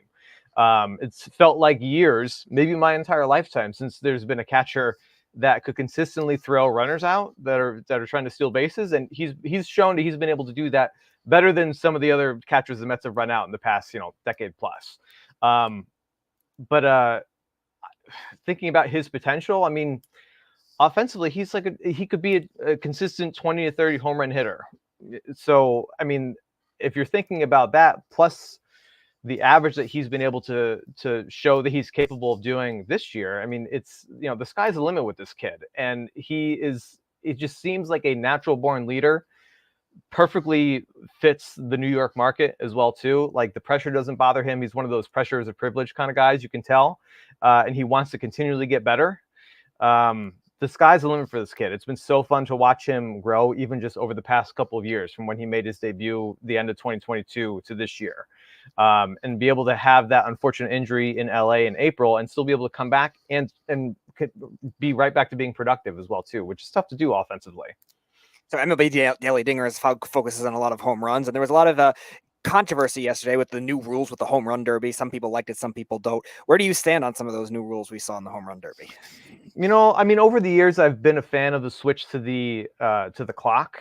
I'm not necessarily too much of a fan of the pitch limit that they had this past year, because I mean, if you think about it, like last year, I can't remember how many rounds had 20 plus homers, and Julio went up to, I think, 40 last year and things like that. Like, had some crazy numbers, and they didn't have anything past 21 this year. I've seen a lot of people talking about wanting to go back to the 10 out system, which I've kind of warmed up to over the past couple of years, just because, think about like from our childhoods, probably like the old school home run derby, like 01, 02, 03, like Sammy Sosa, like going nuts in Atlanta and things like that. Like, having that, and obviously Josh Hamilton in 2008, like having that, the pressure of each out and each swing, and be able to actually see and digest how far it goes before swinging at the next pitch, is a lot of fun. So I actually liked seeing the bonus round just going to the outs instead of that being timed as well too. But I think eventually it'd be nice to incorporate the outs, like swings versus outs kind of idea again at some point, especially if they're going to bring back letting them wear their own uniforms in the All-Star game. That would be nice too. Please. Matt, there's a player that a lot of Met fans were not expecting to have a good season, and there was a lot of scare in this player, and that's Reed Garrett, who obviously 5 days ago, there was good news from the New York Mets that his elbow is not a UCL tear. He's fine. He'll be out for probably a couple more weeks, but this is a guy that's been a very important piece to the Mets' success this year, especially before the All-Star game. What are your thoughts to Reed Garrett and the season that he's had? He's been unbelievable. I think if I'm not mistaken, in current season, he's 7-3 with a 3.64 ERA, 63 strikeouts. He's been unbelievable for the New York Mets. He's come out of nowhere and has been sensational for him. What were your thoughts when he went down and Met fans were like crying about this? Reed Garrett, Met fans were crying about Reed Garrett. And now all of a sudden he's okay. He should be back sometime this season. Are you excited that he's coming back? Are you happy, or are you just hoping that this wave is going to keep riding all the way to the end?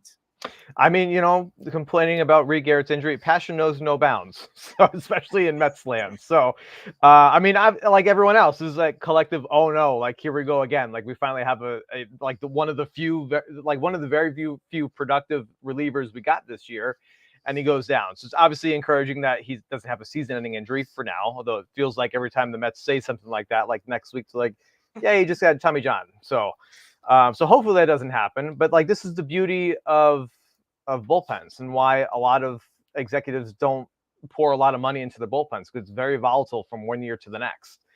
Somebody can come out of nowhere like Reed Garrett and have a really good year. And I think part of that is probably a credit also to Mendoza and the rest of the coaching staff being able to put him in the right situations for him to succeed as well too. Yeah, well, speaking of high-price relievers, Edwin Diaz is the highest-price reliever until the Astros have paid Josh Hader this offseason, and he still hasn't really gotten back into form yet, coming off the injury he had in 2023. Like, what are your thoughts to him? Maybe should they try to get his pitching style going, the mechanics going, or there's... By the way, Ohtani just hit a 3-run. And also there's reports, the Mets should trade him in the offseason because of a bad contract. What are your thoughts to that? Well, it's I hate that kind of stuff, because we talk about these guys sometimes like they're robots almost. Like, we forget that they're humans and they're just like us, except that they're really talented athletes. So, it takes time to fully recover from certain injuries, and who knows how much of it is mental too. Like, obviously, he has to land on the foot where he injured his knee and things like that. So not saying that he's actually having those kinds of problems, but there are a lot more things that go into recovering from an injury after missing an entire year of game action. It's a little bit different for relievers than, say, an everyday player or maybe a starting pitcher, but he's going to be fine. He's going to be fine. I mean, he's had plenty of moments where he has been able to be the Edwin of old that we saw in 2022. And obviously also had some Edwin of old moments from like 2019, which was not as great. But, you know, it's baseball's full of up and downs. Like, I'm not really worried about him. I mean, he's shown really from between 2020 to 2022 that he was one of the best relievers in baseball. He's still young. It's not like he's 40 trying to figure it out. You know, I think he just, you know, needs time to get himself fully underneath him. If he's still struggling this time next year, yeah, maybe we have more of that conversation. But I don't think he's going to be struggling that long. All right, you're sitting here today, end of the season. What is a good season for the New York Mets? Give me a record.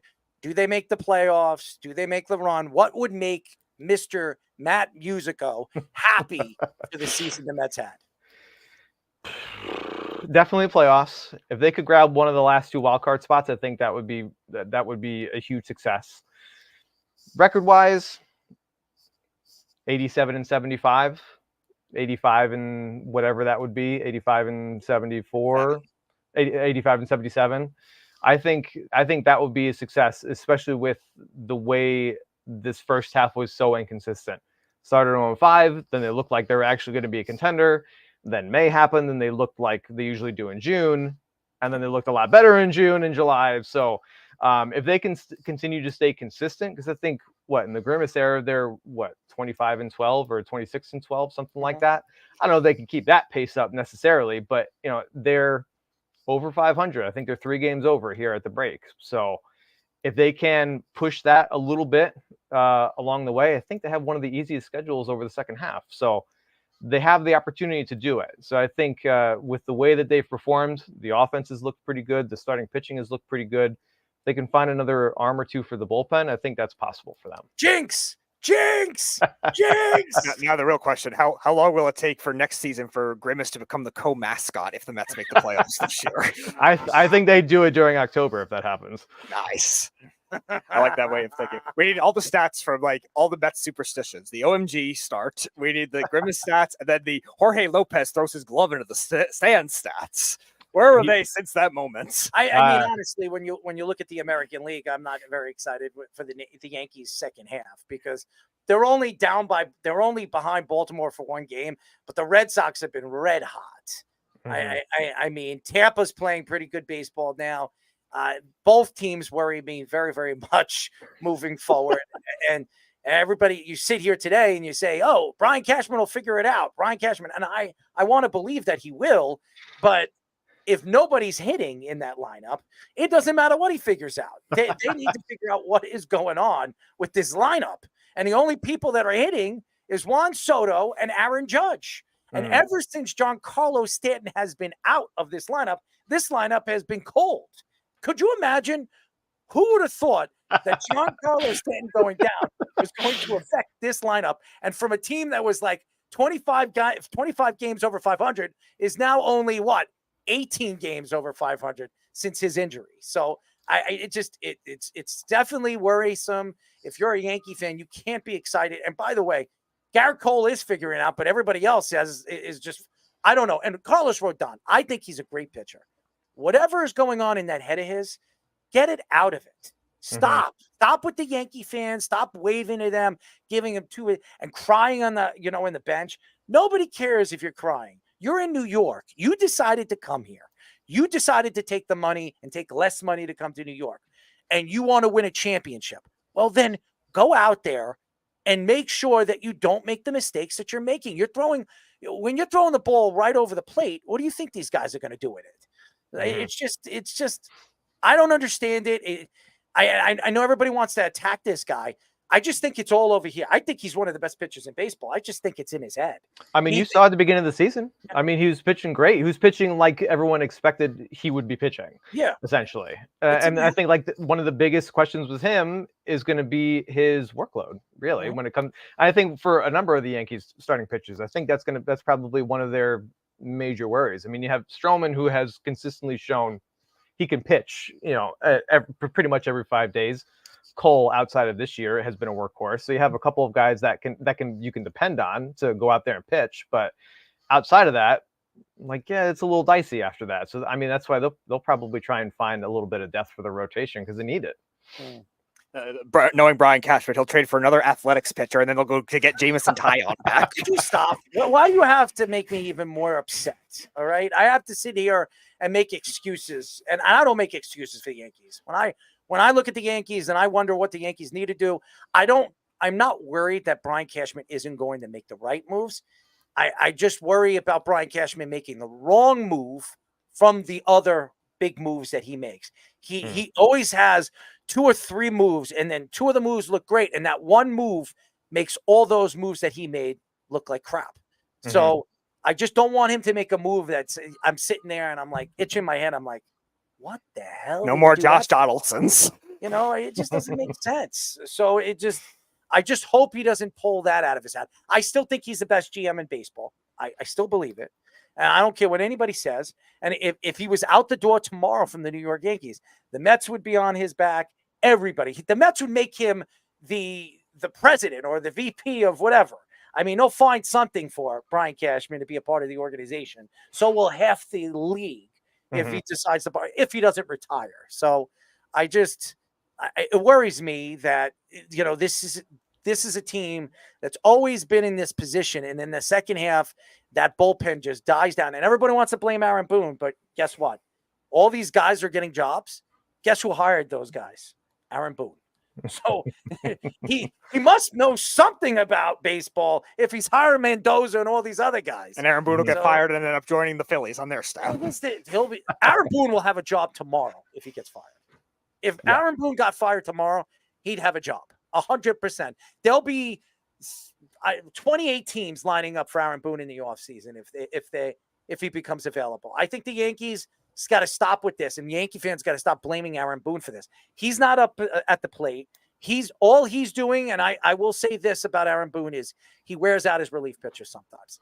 That's what he does, and he makes those mistakes. We've seen this before, like Tom Thibodeau does with the Knicks with their players in his rotation. It's what he does. He trusts in his rotation and the way his rotation goes every other day, and it gets him into trouble. I think Aaron Boone needs to look outside of the box. And by the way, stop changing the lineup. It's so stupid. You go from one thing to another thing. I don't even know who's going to be batting, hitting at first, second. We all know who's going to be hitting third and fourth and fifth, but that's it. I mean, it's frustrating. I mean, actually, second, third, and fourth. Aren't there Yankee fans petitioning for Ben Rice to hit leadoff now? That's another thing. Can Yankee fans stop with this? He's having a good season. He's a rookie. I like the kid. He looks like he's a nice player. He's gonna go cold one way or another. And what are you Yankee fans gonna say now? Send him down. He sucks. Bird 2.0 is what everyone will say.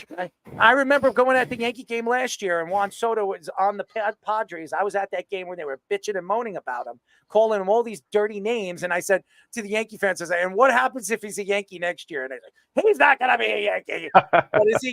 He's a Yankee. So I just laugh at it. I'm a Yankee fan, but I laugh at Yankee fans because, boy, oh boy, some of them are just so damn stupid. It's just so dumb. Anyways, maybe that's where Brian Cashman will end up if the Yankees let him go. He'll be the next Padres president of everything. He'd be the next. Honestly, if I was Brian Cashman, I would retire and then take over for baseball in 2025-26. That's what I would like to see, because at least Brian Cashman, looks at things in a whole different way, not like Rob Manfred, who has his head up his ass. So that's true. I mean, Rob Manfred has his head up everybody's ass, maybe licking it, right, Speedy? No, that's our previous Mets regime people that we don't need to talk about. Oh, that's true. I mean, let's do talk about it if they lick ass. Yeah, I don't need to experience 2021 and 2019, that stretch of the Mets where Mickey Callaway was doing perverted things. Yeah, I'll leave that to you guys. I'm not going to go there either. Mickey's selling houses now. I wonder what he's doing in the houses. You got to sell them somehow, right? That would be funny. He needs his hideout. You want to show me a couple of houses? Can I have your autograph? Yeah, sure. I want to show you the master bedroom. No, thanks, Mick. I'll be out here. You can show it to somebody else. Thanks. Anyways, Matt, you're fantastic. Keep up the good work. We'll talk to you soon, buddy. Before the season's over, we'd love to get you on it. If the Mets are a playoff team, that would be a good conversation to see where the Mets are and what they do at the trade deadline. Yeah, I would welcome that. Let's manifest that. I'm okay with that. I'd love to come back and talk about that. Well, Speedy, are you manifesting it? I am absolutely manifesting. Are you manifesting anything else? Not at the moment, but How about if fish give me sat a on your lip? context. Sat on your lap. If fish sat on your lap. No, I don't need anyone to sit on my lap. Fish looks like a good-looking guy. That's fine. I don't need shaved. anyone to sit on my lap. He shaves. He looks good for Okay, you. again, it Shaved doesn't for you matter. tonight.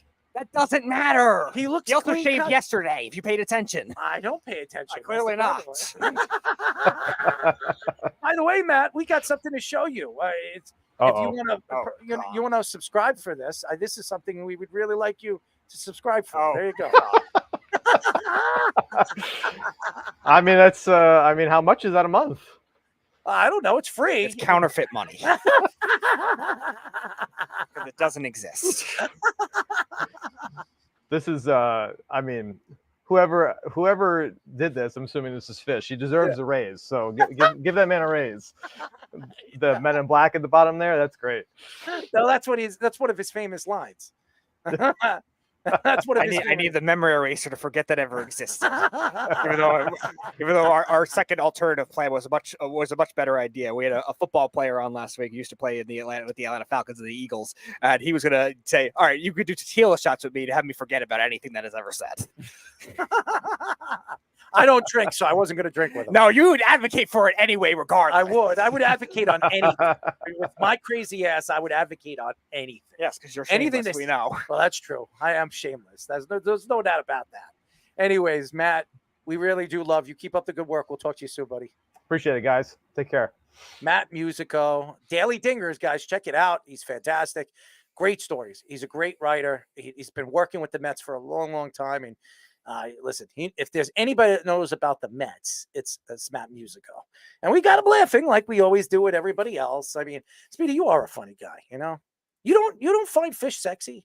Again, it doesn't correlate to me He looks sexy tonight. wanting his body on my lap. There's a difference. I mean, I can look at him if he looked sexy without having to have him sit on me. Well, he is 6'3". Judging somebody's sexiness can involve just your eyes. What a concept. What a concept. Well, he is 6'3" and about, I don't know, 250 pounds. Okay. You think he crush you? Maybe, but I'm not taking that chance. I'm going to take the chance. Okay. Enjoy. We're going to hold you down. And Not me. Good old Fish. Good old Fish. I think he froze over there. Or maybe you start him away with the thought of I can never sitting on my scare lap. Fish.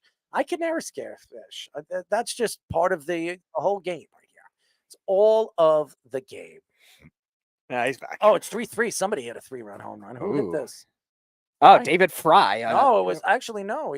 They're starting to hit the ball. Yeah, it looks like a double down the line. David Fry, young kid for the Guardians. There you go.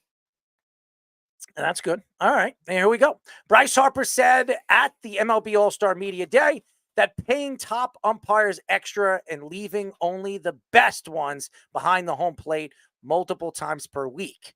Harper added he enjoys the human aspect of the game and doesn't want good umpires to lose their jobs because of technology. Harper was in favor of Rob Manfred's proposal of challenge balls and strikes, but isn't sure if it will be done in the right way. He mentioned umpires that are rated in the top 30 of correct calls should receive financial boosts during the season. Umpires that work playoff series are already compensated extra, but are not paid extra during the regular season. Harper has been ejected 21 times in his career, most among active players by more than double over the next player. Well, Bryce Harper has some interesting things to say. Well, anybody that knows Rob Manfred could care less what Rob Manfred has to say. All right. Because Rob Manfred probably has his own aspects of the, balls and strikes. And him liking that, the only reason why Bryce Harper likes that is because Bryce Harper is, how could I say this? Fiery. No. Controversial. Controversial. Well, he's definitely controversial. I don't know. I'll figure out the best word for Bryce Harper on that. But here's the thing. I do believe technology is going to take over this game. I think technology is going to take over all sports. And that's what's going on. These new rules, these new changes of the rules, it all works in the technology favor.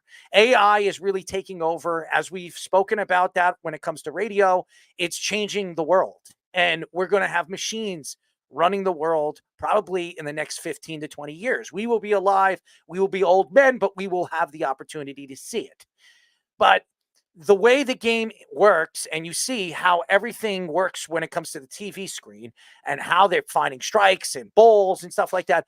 Why do you need an umpire? An umpire makes mistakes. An umpire makes bad mistakes, which cost teams a championship. We've seen this over the years.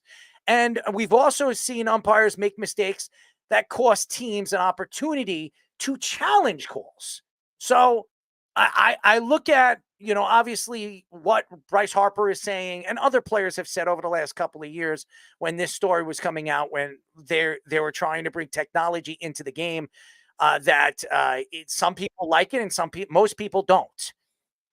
Now, the reason why I don't like it is because baseball has worked forever. Baseball's been around for over 100 years.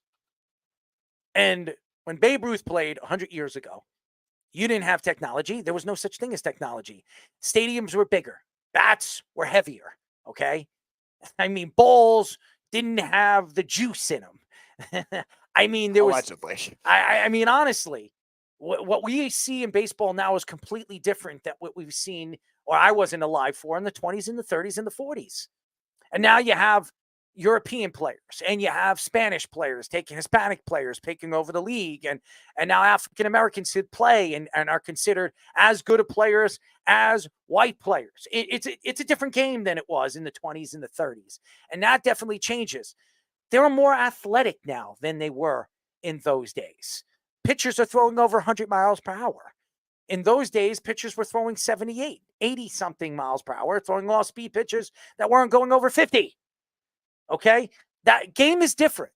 That's just the way the game works. And there are going to be changes for the better and for the worse.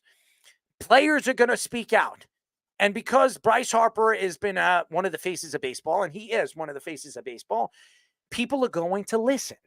Now, I have said this over and over and over again. Baseball is always going to back up their stars, as they did for Ohtani when he was a part of that whole betting scam.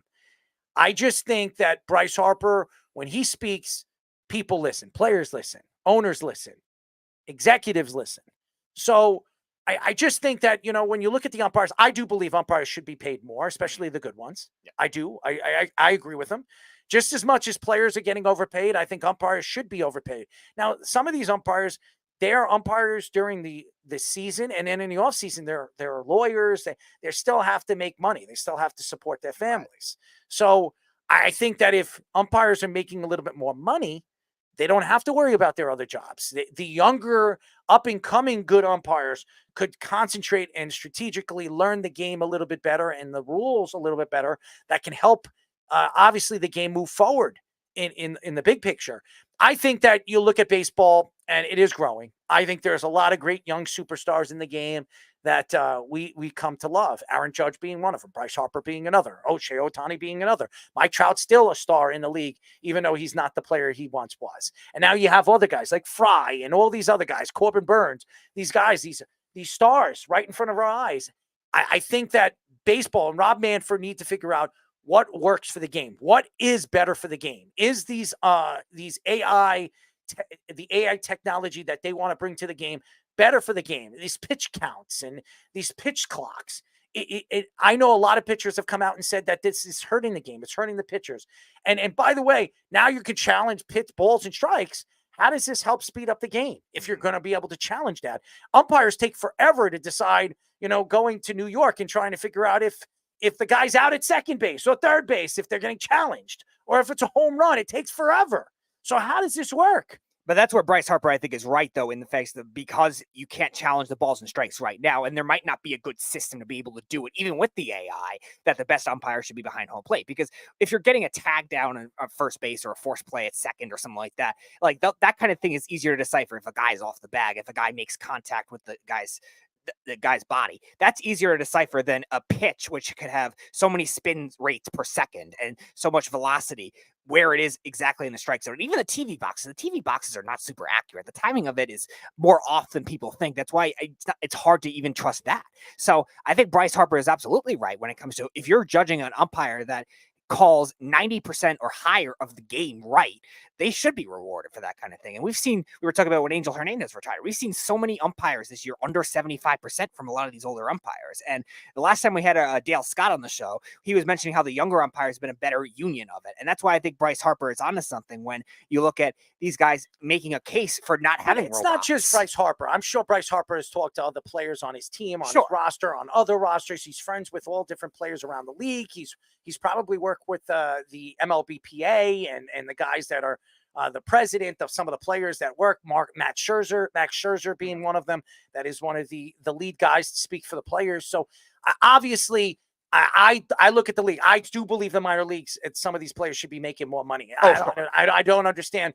I do see the boost and I've talked to players that are getting paid a little bit more, but are they making enough to support their families, traveling, playing all season long? And the only way you make money is if you play a stint in the major leagues. And I disagree. If you're a professional baseball player, you're a professional athlete, you should be making some kind of money. Yeah. So I just think that when you look at the way these rules are set, I think Rob Manfred just sets his feet, and he doesn't realize that setting your feet always puts you in a worse position when you're trying to deal with the players, the MLBPA, and some of the players and some of the lawyers that are going to be fighting for these players moving forward. And also, when you look at AI is not always right, okay? As much as everybody thinks that AI is the wave of the future, they're not always right. Now, they're probably right more than they are wrong, but they're not always right. So you're going to sit here and depend on a machine to decide on some team's fate or some player's fate at the plate or some pitcher's fate on finding a strike zone.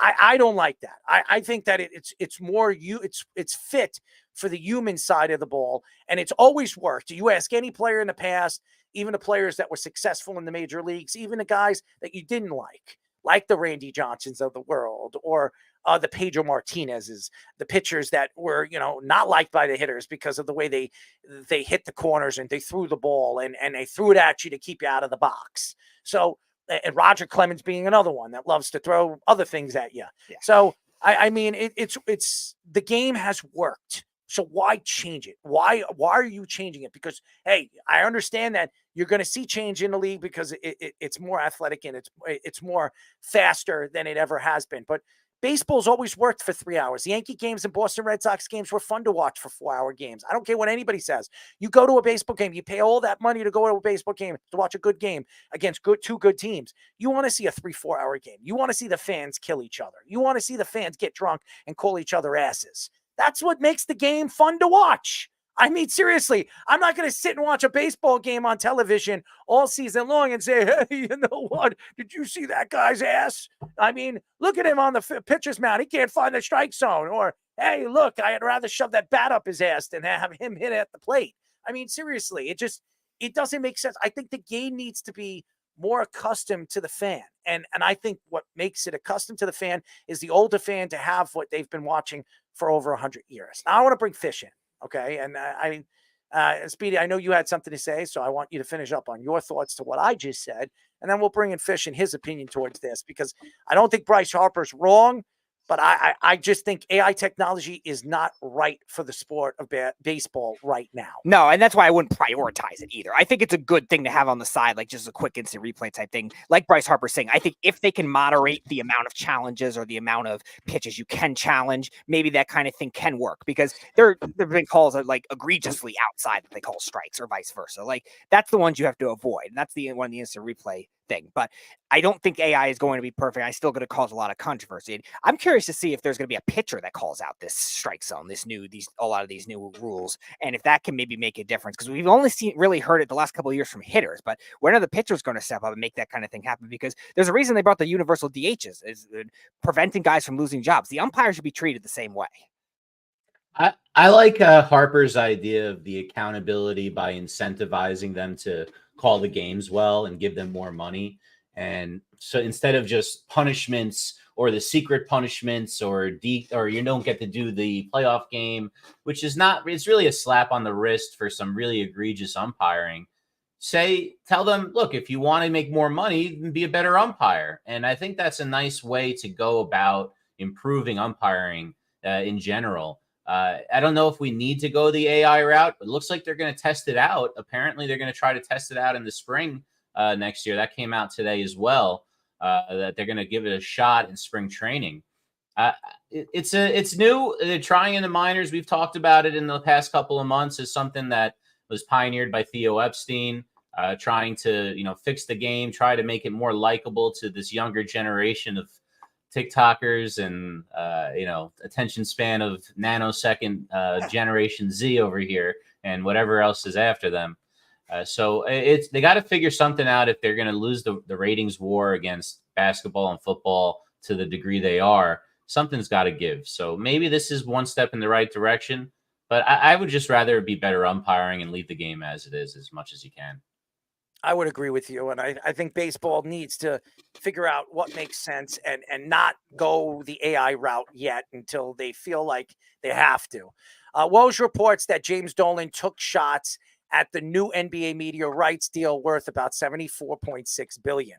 He also spent a letter to other NBA owners taking shots at their new revenue sharing policies, which would take money away from local broadcasts and bring more to the NBA league office. The NBA league office will now make 8% of the money generated on this new deal in comparison to 0.5% on the last one. The new deal will feature nationally televised games on 3 platforms rather than 2 and will take away from games on local broadcast. Dolan added that the NBA is turning into the NFL model and completely devaluing local television broadcast, a problem MLB has had in recent years too.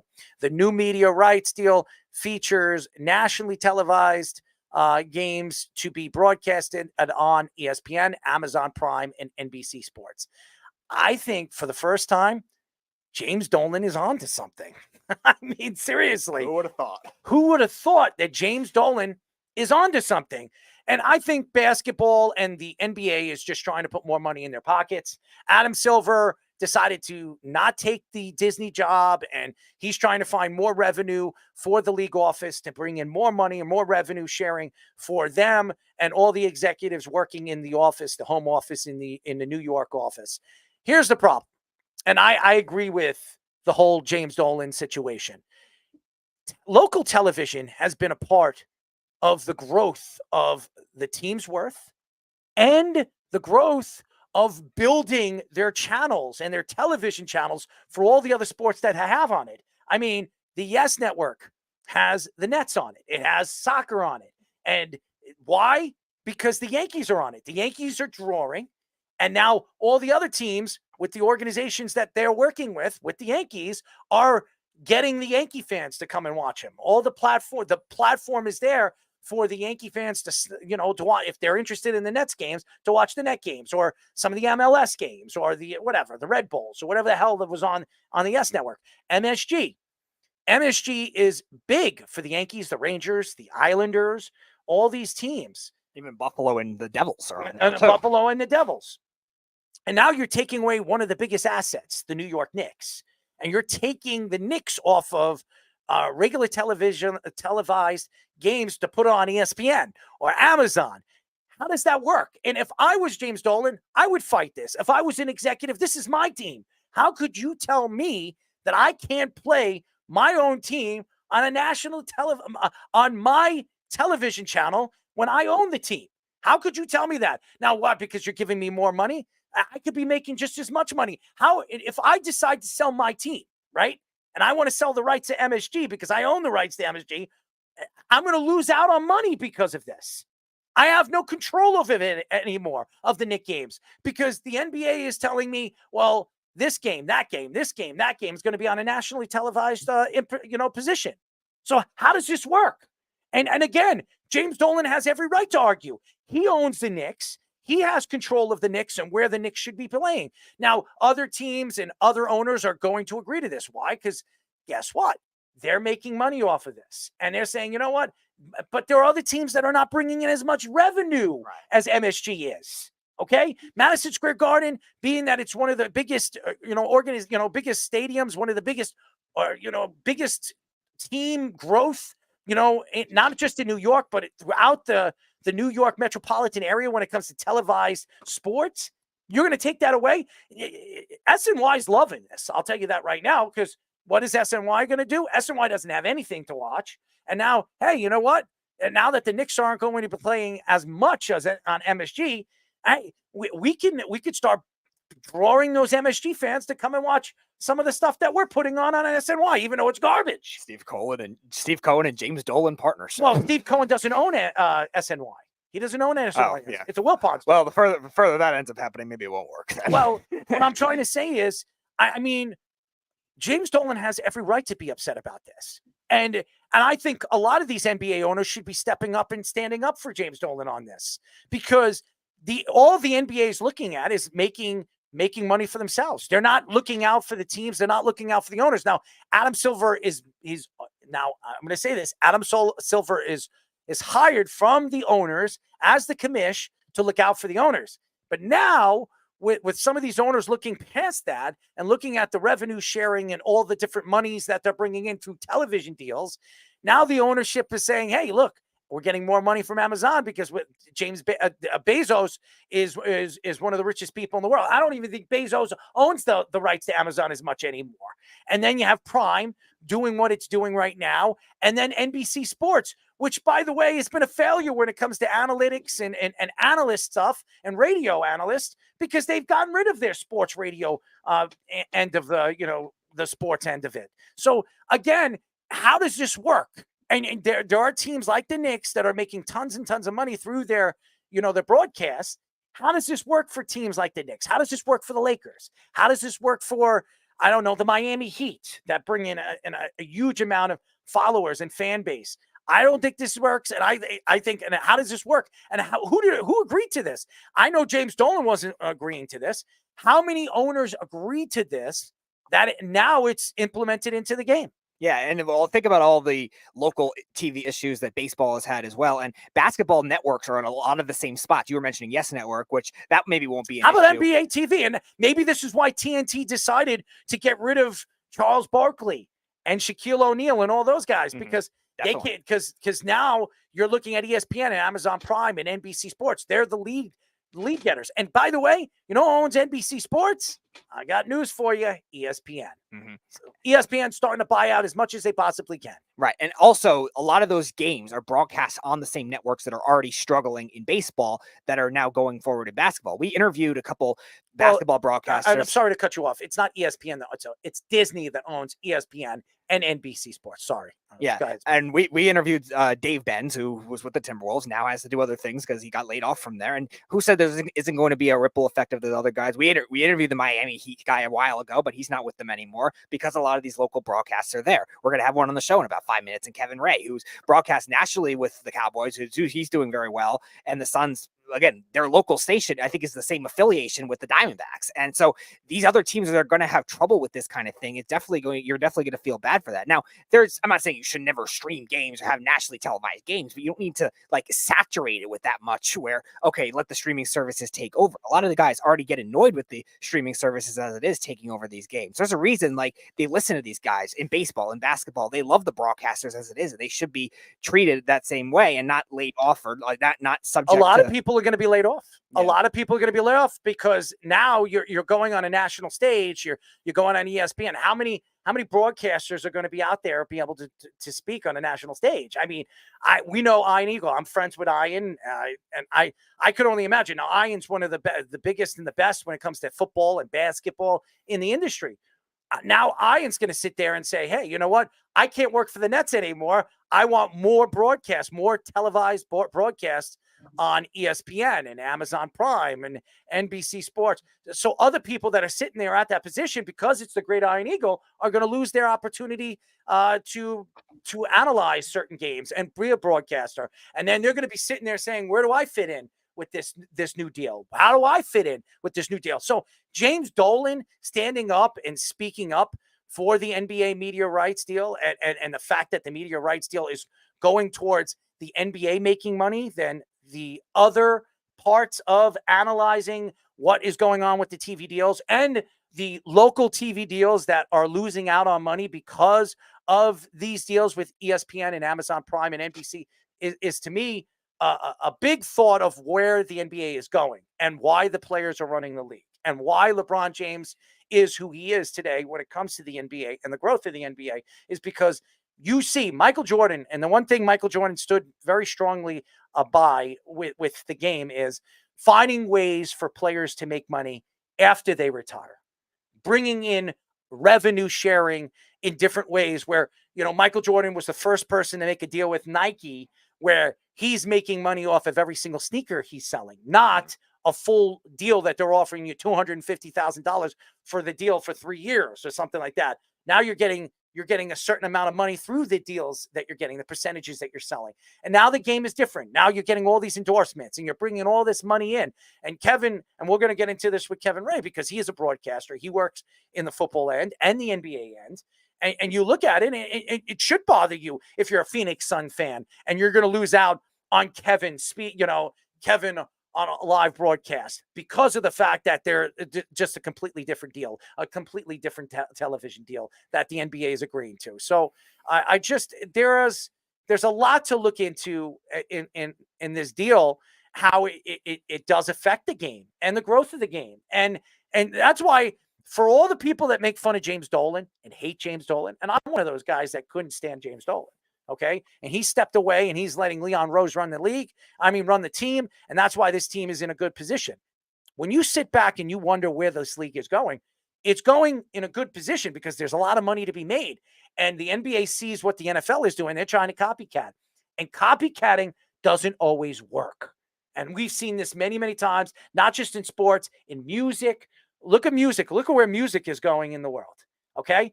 What are all these artists doing now? They're stealing old songs, 80s songs, 90s songs, and then reproducing it and bringing it back to the music world. And it's affecting, where that music, really the transition of that music, when the years of the freestyle music, the years of the 70s disco time, or even now, it doesn't help music. It actually makes music worse. And it just shows you how original. No, unoriginal. Yeah, perfectly. Unoriginal these musicians are now. It's not what it used to be. There are much more guys. When you look at Michael Jackson, what Michael Jackson did, not behind closed doors, but, on the mic, or Elvis Presley or Janis Joplin, or any of these people that changed the music world, Jimi Hendrix. And now you look at these guys like 50 Cent and P. Diddy and all these other guys making millions and millions of dollars off of somebody else's original song. That bothers me. When we come back, ladies and gentlemen, we will be talking to a guy we haven't spoken to for a little while. We're very happy to have him on. The Phoenix Suns and Dallas Cowboys play-by-play broadcaster, our friend, Kevin Ray, here on the Sports Loudmouth. You're listening to the Worldwide Sports Radio Network. Hi, this is Terry Crews, actor, former football player, game show host, father of 5, and all-around big dude.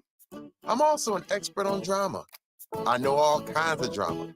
There's the good kind that comes with having a house full of kids. There's the bad kind, like season-ending injuries.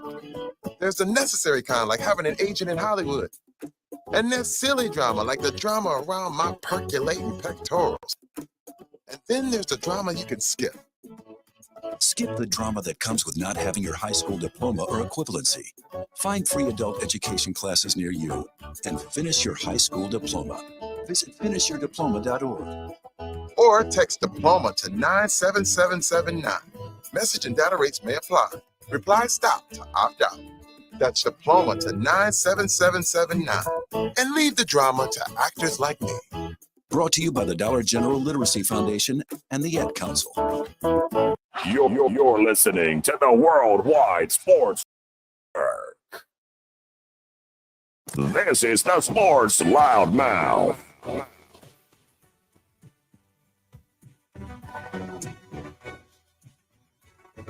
631-672-3108 is the number to call. You're listening to the Sports Loudmouth. I'm your host, Errol Marks, my co-host, Speedy. Speedy, go to our website at www.worldwidesportsradio.com. Check out all our shows throughout the week, including Loudmouth with me and Speedy Petey every single Tuesdays and Thursdays at 7 p.m. All you have to do to tune in and check out all our local listings for all our shows and all the crazy things that we're doing is go to our website at www.worldwidesportsradio.com. This guy has been on our show quite a few times. We're very happy to have him on. I know he's a very busy guy, and we have a few minutes to really get as much content as we possibly can with him. We are now talking to Phoenix Suns and Dallas Cowboys play-by-play broadcaster, our friend Kevin Ray. Kevin, what's up, buddy? Guys, how are you? Sorry it's been so long since we've connected. Well, you're a busy guy, man. You have the football season, you have the basketball season. I mean, you're just a busy guy. So let's get into it because there's a lot to get into in such a little bit of time. Let's get into basketball first. James Dolan speaks out, and very interesting. And I this is the first time that I would agree with James Dolan on some of the crazy stuff that he has said on and off the court with the media deal. What are your thoughts to this? What would be if you were running the NBA right now? You were Adam Silver. How would you work this deal, and how would it work for you and everybody else?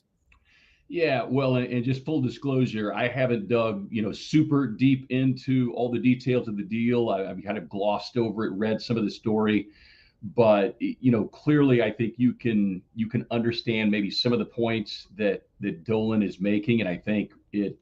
Speaking specifically, which it's ironic, because I heard you guys talking about Mr. Dolan and being in agreement with him. That's something that has not occurred a whole lot in recent memory, but I think it does and will give some of the owners pause. Those who have been pushing deep into their pockets to spend money, and only time will tell, but it certainly lends itself to kind of contributing to a pool of teams that may not have the wherewithal or the motivation to spend to truly win a championship. So Team USA basketball has been in a lot of controversy recently. Obviously, Jaylen Brown and Derek White, that whole feud, and LeBron and getting all his guys together. What are your thoughts to the way they've handled their roster? And is there going to be competition for this gold medal this year? I think there's definitely going to be gold medal competition. I think the days of Team USA dominating are probably a thing of the past. And that's not a knock on Team USA. It just speaks to just the global level that basketball has been raised. And you just look in the NBA, look at the number of players from across the globe that are, all NBA elite performers. So I think that there will be competition, but I do like the makeup of this team. Look, when you break down the Team USA roster, you can break it down and make the same kind of arguments that you do come All-Star time. There's always going to be guys left off the roster that feel slighted. But I think that when Grant Hill, Steve Kerr, and the group are assembling a team, you really, and when you're talking about the elite of the elite, you have to really try to peel the layers away and find a guy who's willing to accept a lesser role than say what he would have on his own team. And that becomes the challenge. And I think that's one of the things that oftentimes gets lost, when people start looking at a player should be here versus that particular player. You know, I wanted to cut in on that.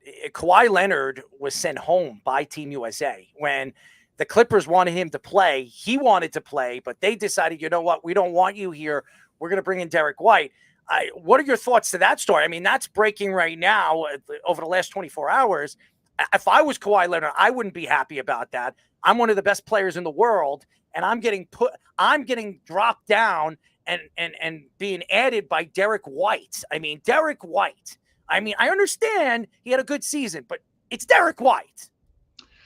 Yeah, but again, it speaks to what I just said, finding guys who are willing to accept, their role, whatever it might be. And look, I don't know that we're really going to know the full truth on why Kawhi Leonard was, basically sent home by Team USA. And I know that there has been a response from the Clippers organization saying that, that they were disappointed by those actions. But I think if you looked at recent history, just in the last 2 years alone, there are some would say that the Clippers are only saying that now because this is a guy, when you consider the money that they have paid him, he has not been available to them when they have needed him the most. And I think if you're Steve Kerr and Team USA, if there was any concern whatsoever about Kawhi being available for every possible game because of his history, I think they wanted to look at a guy, who would accept his role for whatever it might be coming off the bench, and also a guy that is not going to say, I need the next 4 games off, and then I'll be happy to play, once we get to the medal rounds games. And again, I'm not sure that we're really going to know the true answer to that. Only those who were in the room and made that decision would be able to tell you that. We are talking to Phoenix Suns and Dallas Cowboys play-by-play broadcaster Kevin Ray. Kevin, Phoenix Suns, they going into the offseason, this is a team that everybody thought was a contender with Bradley Beal, Kevin Durant, Booker. And now you're going into a season and you're wondering where this team is. What is this team? Where do they go moving forward? Being that they're in the West, it's really 5-team heavy. I mean, I'm not saying Phoenix can't be one of those top 6 teams, but they could. I mean, they have the talent. But Kevin Durant is getting older. This team, their number one asset is Booker. Bradley Beal has a no-trade clause. He's going nowhere. So where does this team go? What kind of team could this be this year? I fully expect this to be a much better, sharper team. And I emphasize the word sharper because really, at the end of the day, for all of their their struggles, turnovers was the one main culprit for this team throughout the majority of the regular season. And it also ended up hurting them come playoff time, in addition to the 3-point shooting. I think a team that will enter training camp with a clear message and a clear mandate from its head coach about what is to be expected.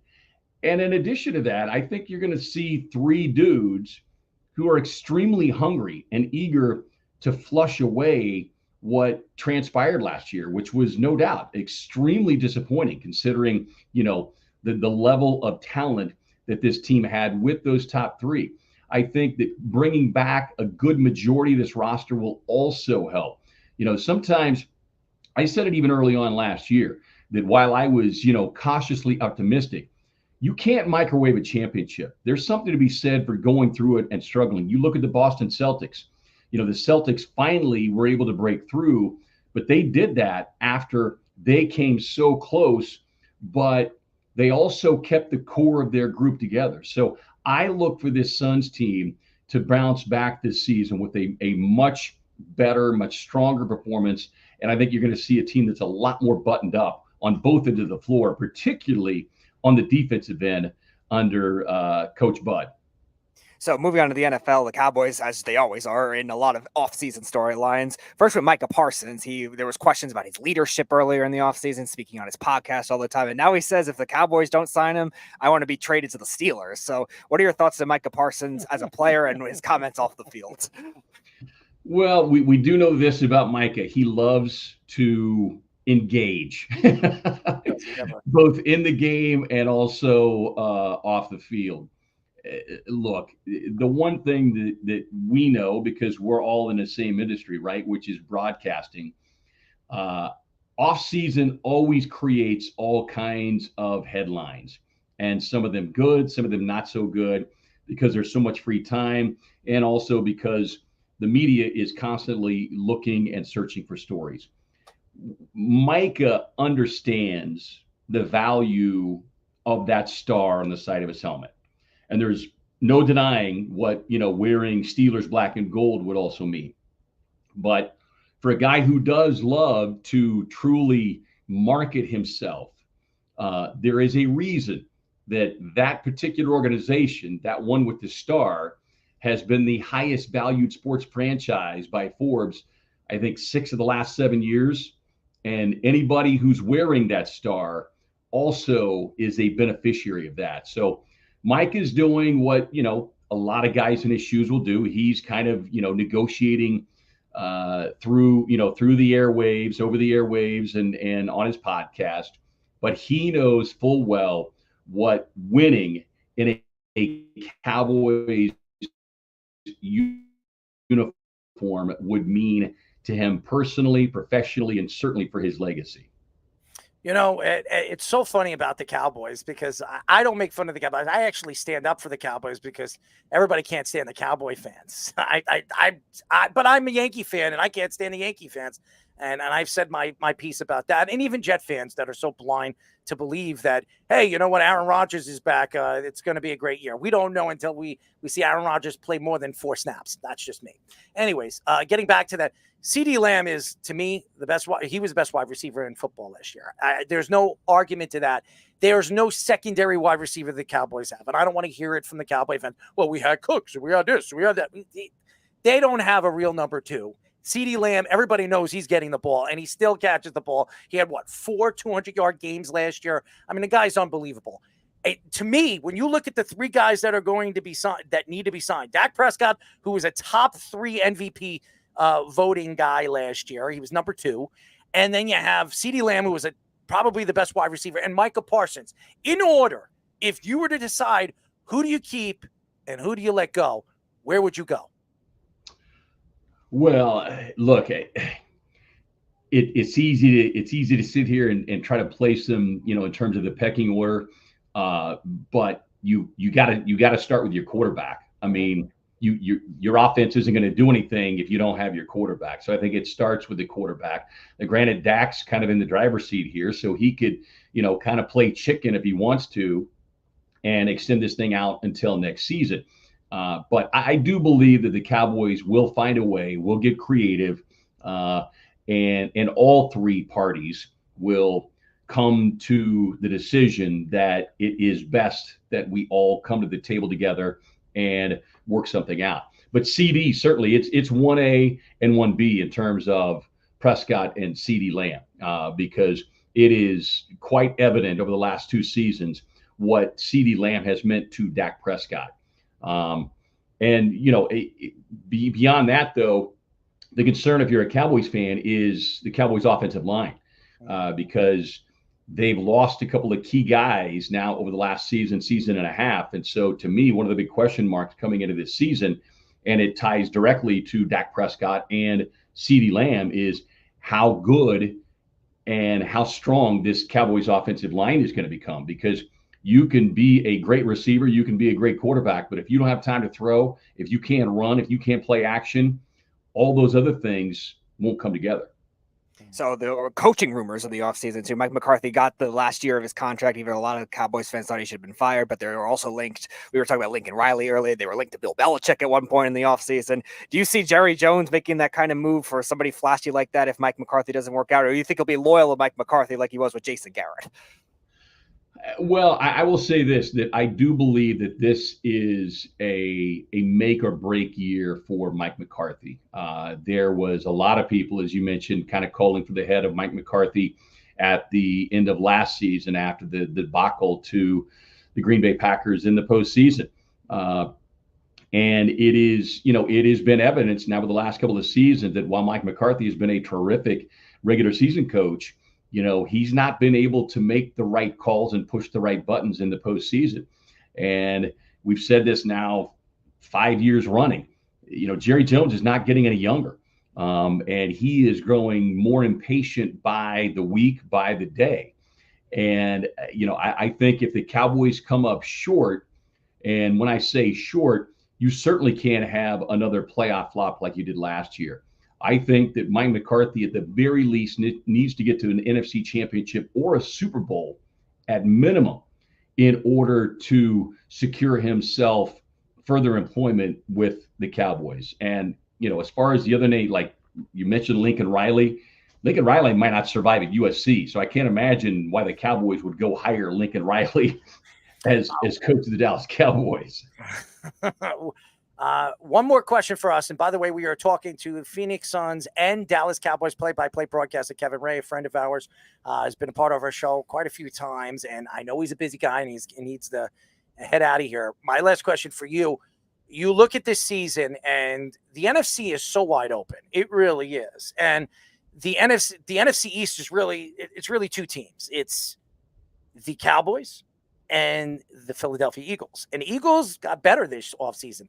The Cowboys did not. They got worse. Okay? You look at right now the NFC East. What are you worried about for the Dallas Cowboys moving forward in a season where you don't know what to expect about some of these teams in this conference?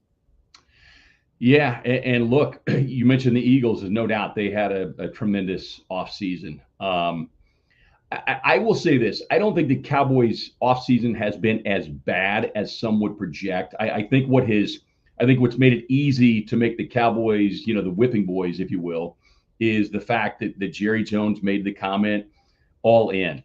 And clearly there were no moves that suggested all in.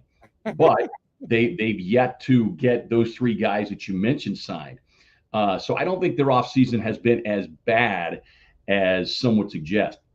The team that concerns me is a team that you did not mention, and that is the Washington Commanders, because I have a great deal of respect for Dan Quinn and the job that he does as a coach. I think the second time around as a head coach, he will have learned a lot of lessons. You saw how passionate guys were to play for him.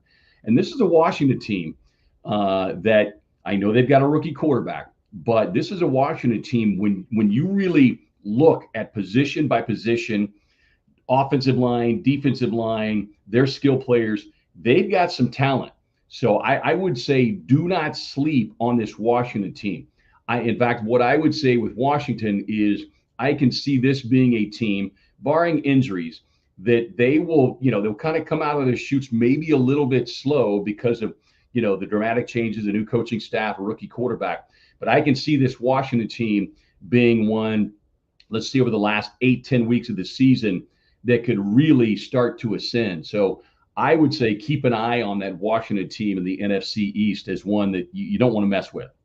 I'm surprised. I mean, I like Daniels. It's going to take him a little while. And we did mention that Brandon Aiyuk is a player that they're very interested in, and him and Daniels are very, very close, and they're trying to pitch this. So it looks like the 49ers are going to have to part ways with Brandon Aiyuk one way or another this offseason. So we will see what happens. But we know you're a busy guy. We really appreciate the time as always. And hopefully we get you on and we'll have a little fun with you. But yeah, keep up the good work, man. We really love what you do.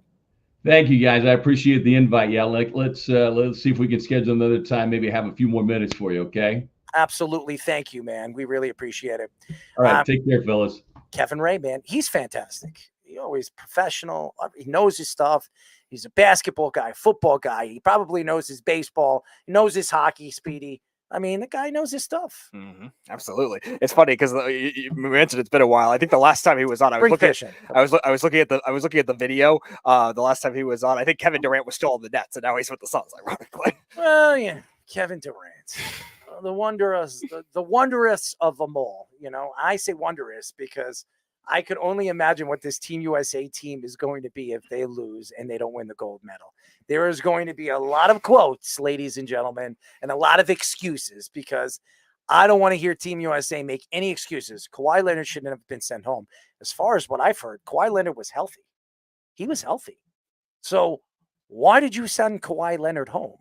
Unless there was something going on in the locker room, a mutiny or something that was going on that nobody's ever going to know.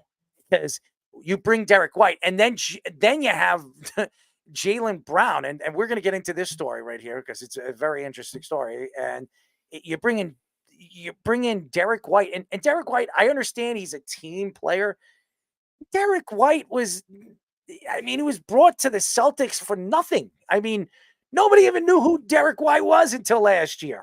And he's making the United States team. You're going to tell me he's one of the top 13 players in the NBA that are American? That is just, if you lose the gold medal to any one of these teams, you are going to be laughed at. This is not a joke. And for anybody, and I forget who compared them to the 92 Olympic team. Who was that? That was Colin Coward. Colin Coward that had the balls to do that. Boy, oh boy. Nobody had any thoughts that 92 Olympic team was ever going to lose a game. Then again, even come close to losing. I think they won every single game by 50 or more. Okay. This team is not anywhere close to that talented. I don't know why anybody thought that. And I'm going to tell you this right now. If there's a year in the Olympics that I'm worried about, and it's just because LeBron's age, Kevin Durant's age, they're not the same players. And now you're going to trust that these old guys are going to lead this team to a gold. I would be worried about that. And I think Jaylen Brown has something to say about it. While watching the Celtics and Lakers Summer League game, Jaylen Brown said in a video that he doesn't like Bronny James as a pro. He added that he sees him as a G League player, but he'll make the Lakers roster just based on his name. Brown says he will still give Bronny a chance to grow in the game because of his father. Bleacher Report's Jonathan Wasserman says that Bronny still has a chance to be a solid 3 and D player, but needs to work on his jump shot. Bronny has struggled shooting the ball in 3 summer league games so far, averaging just 4.8 points per game and 21.1% field goal percentage, and hasn't made a 3-point shot. Just so you guys know, Bronny James in college was averaging 4 points a game. So, I mean, is this a coinky-dink or a coincidence? Probably not, okay? We all know that Bronny is not LeBron. And Jaylen Brown seems to hate LeBron James. And he's trying to stir something up, and he's trying to get under LeBron's skin because he believes that LeBron was the reason why. I'm just saying, somebody dropped something. LeBron James was the reason why he didn't make this team. Here's the thing. I don't know what's going on with this Team USA team, but we know LeBron James is running it. Okay. LeBron James probably said, bring Derek White, because Derek White is not going to complain. He's not going to complain about his shot taking or any of that. He'd just be happy to play defense and show up every single day to play for this Olympic team. Derek White's not going to complain about my son like this. Jaylen Brown is going to complain if he doesn't get his shots. Jaylen Brown is going to complain if he's not on the court. And Jaylen Brown is going to complain if Jason Tatum is shooting more than he is, because he would tell you, like everybody else, that Jaylen Brown was the reason why the Celtics won that championship, not Jason Tatum. So I sit here today, and I know why Jaylen Brown did this. Okay, this had nothing to do with Bronny James. This has nothing to do with Bronny being an NBA player or how good he's going to be. This was to stir up LeBron James and get under LeBron James's skin. Okay, this had nothing to do with Bronny James. He wants to give LeBron the big FU and say, you know what? I know how to get under your skin. I know what is going to draw you to open your big fat mouth over there in Paris, getting ready for the United States, whoever you're playing, moving forward in Paris in the Olympics, which is a week and a half away. I'm going to say something about your son and beat up your son. Bronny will not say anything. He's not that type of person. And Bronny, if he opens his mouth, he's only going to cause and stir himself up and put himself in a bad position when the season starts. The only person that could say something is LeBron. And LeBron, trust me, will say something. I am sure of it. This had nothing, I repeat, nothing to do how bad Bronny has looked in the G League. Has he looked good? No. Did he look good as an NCAA player? No. Do I think LeBron James is Bronny's son? Bronny would have gotten that guaranteed money if he wasn't LeBron's son. I would say no. Okay. The fact is, LeBron runs the league, and LeBron is LeBron. He is who he is. And that's why Bronny and Jaylen Brown is not lying about that.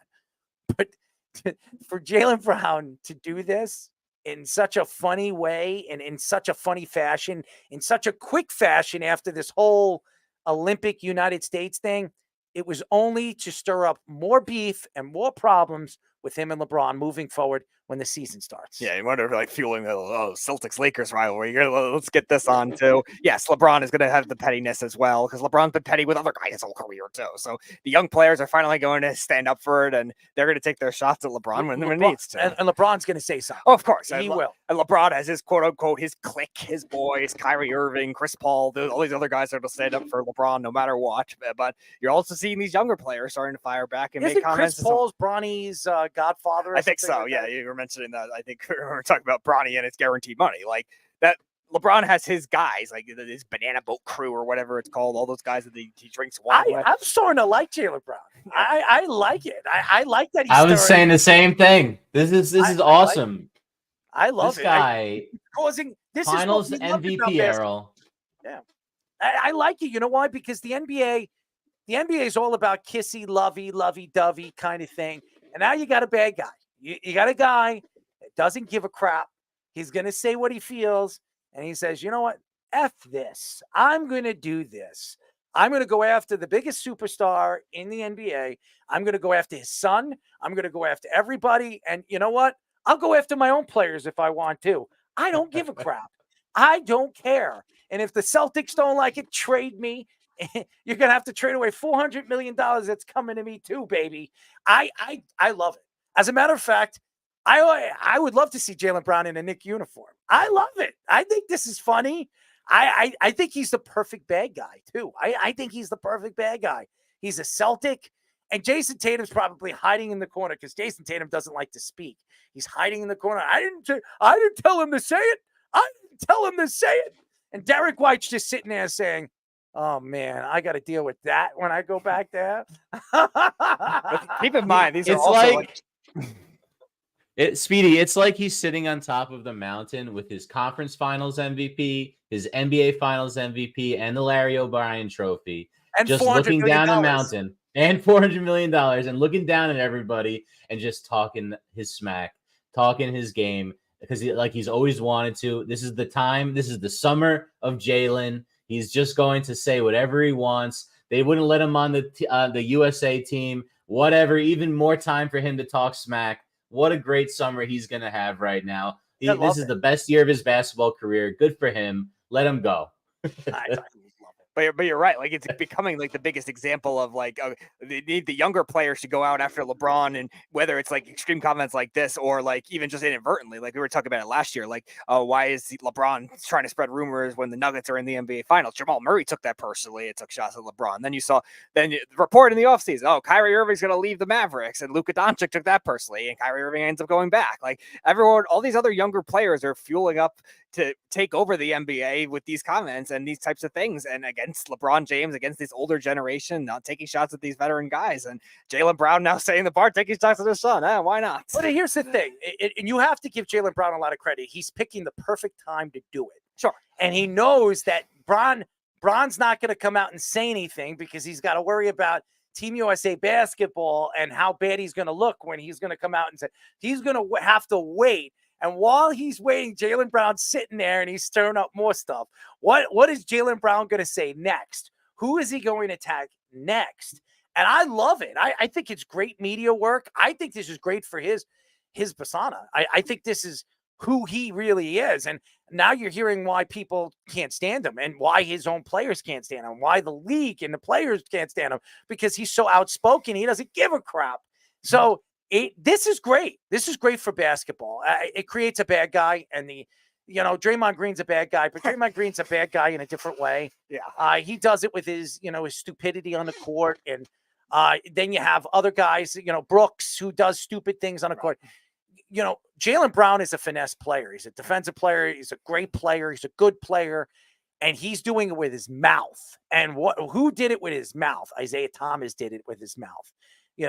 These guys that, in the times that when basketball was great in the 80s and the 90s, the Larry Birds and the Magic Johnsons and all these other guys, the hatred and the buildup of these teams playing against one another. Could you imagine what this is going to turn into when Jaylen Brown and LeBron James line up against one another in the regular season? Oh my God, this is going to be fun to watch. And Jaylen Brown's going to be saying things on the court. LeBron's going to be talking crap on the court. I wouldn't be surprised if there's a fight on the court. I think it's great. This is great for basketball. It really is. And I just think that this is something that basketball needs. I think Jaylen Brown knows that. Yeah. I think he's realizing that being the bad guy is good for the game of basketball. And he has every right. And Kawhi Leonard should get involved with this too. I think Kawhi's a quiet guy. He's not going to say anything. But if I was Kawhi, I wouldn't be happy with this either. All right. Yeah, I didn't realize it was like the Team USA shoving away. That's crazy. Yeah, read it. Read about it. I read it today. I read a bunch of stories written about it. Kawhi Leonard was not hurt, by the way. Kawhi Leonard was healthy to play. He was a healthy scratch. They sent home and they made an excuse that he's fighting injury. He was not fighting injury. The Clippers came out and said, quote unquote, that they are disappointed on Team USA sending him home. Okay. Which means something was going on in that locker room that was not liked. And Kawhi Leonard probably said, hey, listen, I was a finals MVP. I won championships too. Who the F is LeBron James? I should be playing. I should be starting. I should not be a backup player. And he might be right, because if you would ask me right now, healthy, who would I want? Kawhi Leonard or LeBron James? Who would you take? Healthy, I would take Kawhi. How about you? Who would you take? Healthy. Yeah, Kawhi. I would take Kawhi too. I would take Kawhi too. And I think Kawhi believes that he's healthy.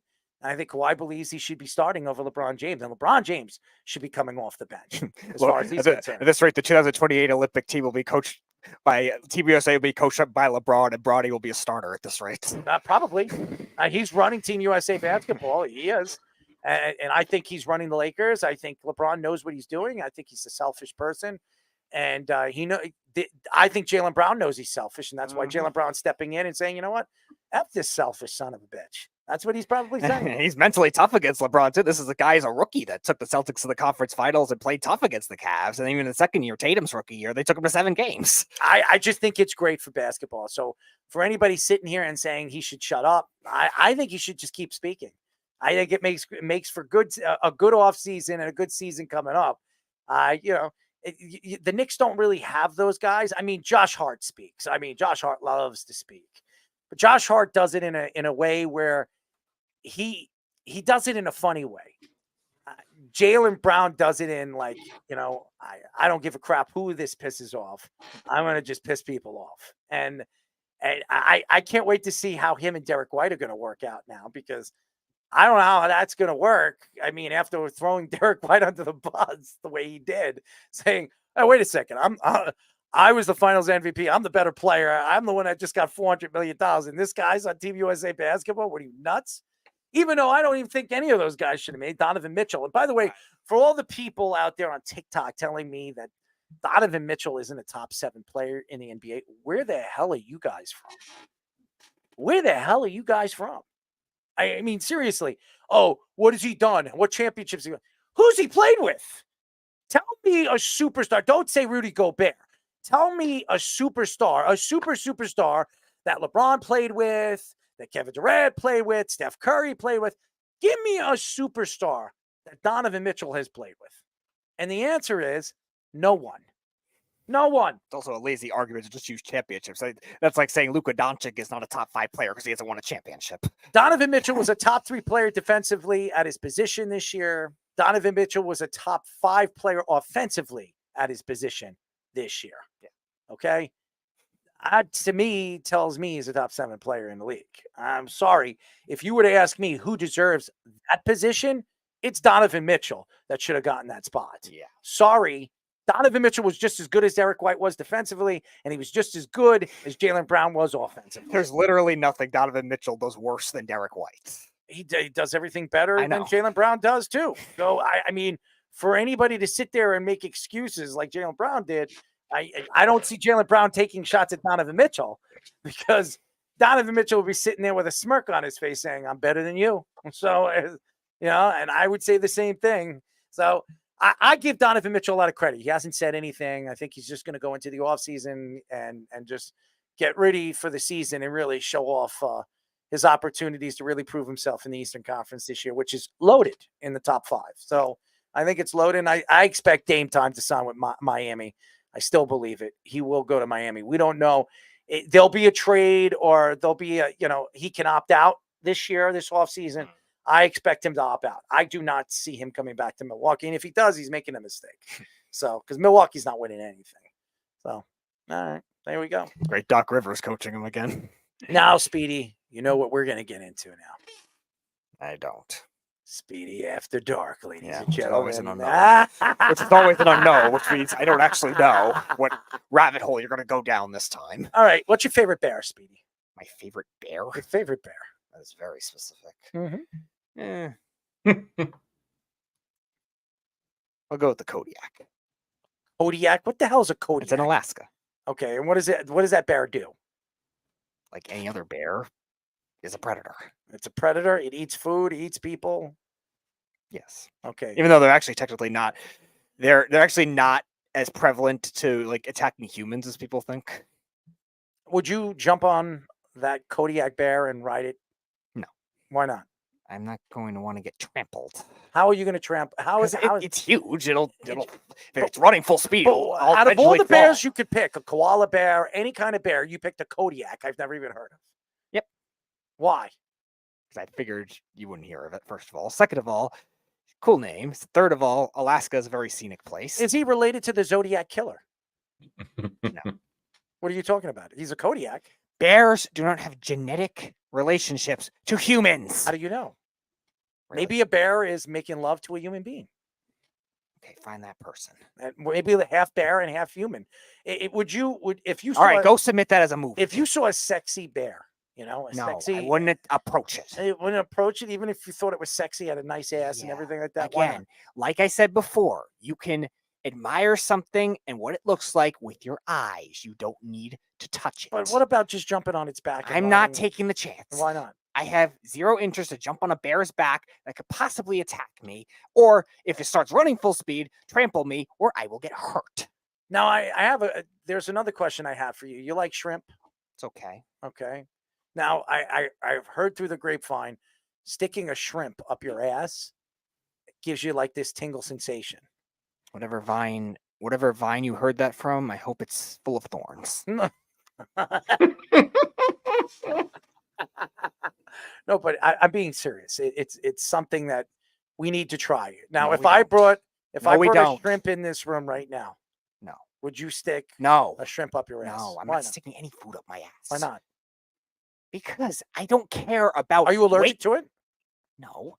All right. I don't care about wasting food by putting it in a spot with human waste in it. Well, it's not human waste. There's nothing there. But I've heard In my ass? You don't know that. What? You have X-ray vision? I'm. Well, you said you went to the bathroom a lot today. Did you not? Not that way. Well, so you never took a dump today? Not today. No, you didn't let it go? Not today. How much did you eat? Not today. How much did you eat? Not much, but that again. What did you eat today? Most of the time I take a dump, it's usually when I get up anyway. But even so, I would not waste food sticking it up my ass, regardless. It is a waste of shrimp. Now, I've also seen some interesting things over the years, with ping pong balls, Now, How much TikTok do you watch? You're probably the short attention span people that everyone refers. Now, women like to shoot ping pong balls out of their cooch, okay? Now. All right, enjoy your TikTok. Now, if a woman shot a ping pong out of her cooch, would you catch it in your mouth? No. Why? I'm not catering to TikTok weirdos. No, but why would you? I'm not catering to TikTok weirdos that you watch. I'm asking, would you do that? No. Why not? I'm not catering to their way of life. Why not? I'm not catering to TikTok weirdos that do that, shoot ping pong balls out of their whatever and catch them. Why not? Because I don't care about watching that, nor do I care about catching that ping pong with other crap that could be on it. But I don't understand. You're not giving me any information that I don't know. You know? All right, well then, you're not going to get anywhere. All right, so do you know what an anus is? I think so, but I don't care. Do you know what an anus is? Something about your body parts with gross thing in it, yeah. Okay. Do you know what your balls are? Yes. Okay. Do you know what a biological? This is even better. What your bladder is used for? Okay. What is your Where bladder? are you getting at? What is your bladder used for? To unleash stuff out of your body. Okay. Now, what do you think blue balls are? Don't care what blue balls are. It probably has to do with frostbite. Or some genetically altered chemical that messes with you. What? Would you blue? It could turn you blue. I don't know. Have you ever Not me. Have your balls ever turned blue? No. Why not? Because I never painted them, drew on them, or ingested any drug that would cause that to happen. Or in the case of frostbite, frozen it to that extent. Now, have you ever used a butt plug? No. Why not? Sounds like an electrical hazard.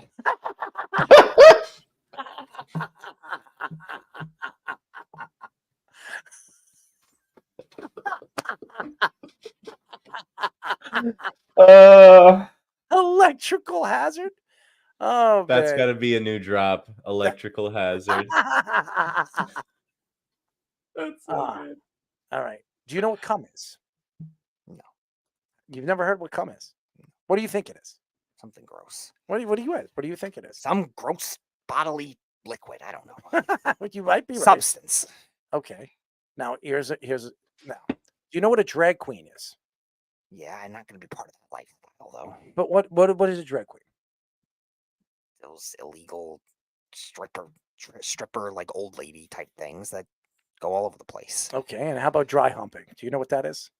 No, and I don't care. No, but I'm asking you. Do you know what it is? No, and I don't care. I'm asking you. What do you? I don't. What do you think it is? Some form of humping. I don't know. That's true. It is. Much context as I have. All right. So here's a couple more questions that I have for you. All right. You had a chance to see these 5 people naked in a row. You got to tell me in order. Who would you rather see? You ready? Okay. Ben Stiller. All right. Ben Affleck. David Stearns. Okay. Okay. Michael Jackson.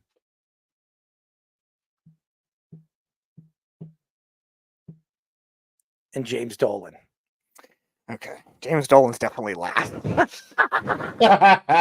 David Stearns will be 4th because I don't need the Mets involved in another scandal. So then I'll go.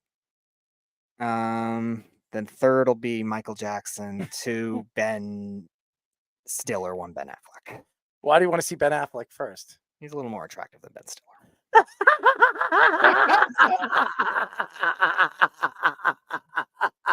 Michael Jackson. Yeah, let's not go there. Could you do the owl for us? Could you do the owl? No. Like you, ow! You know, like ow!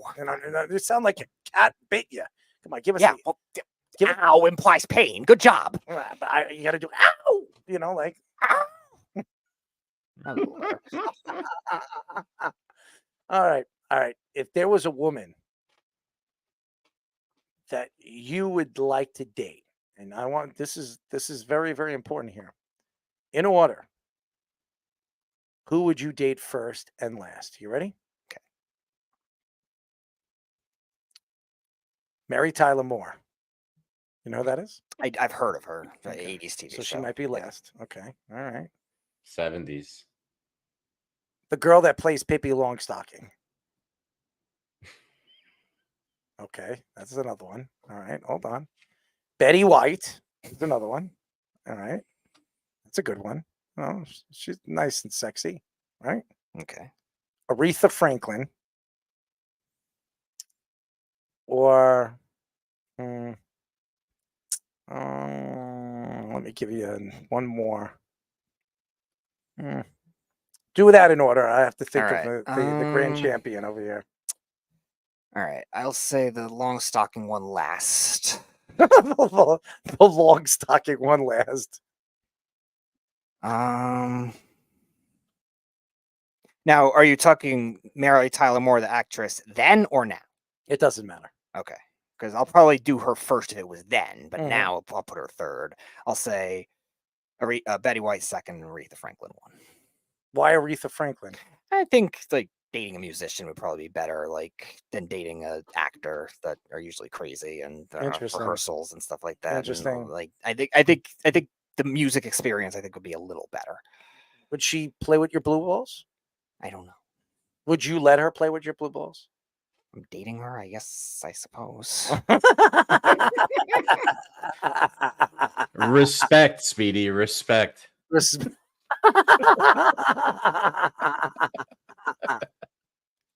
All right. There's 3 rides that you can ride on. Okay. Okay. Doggy. Oh, this is. I'm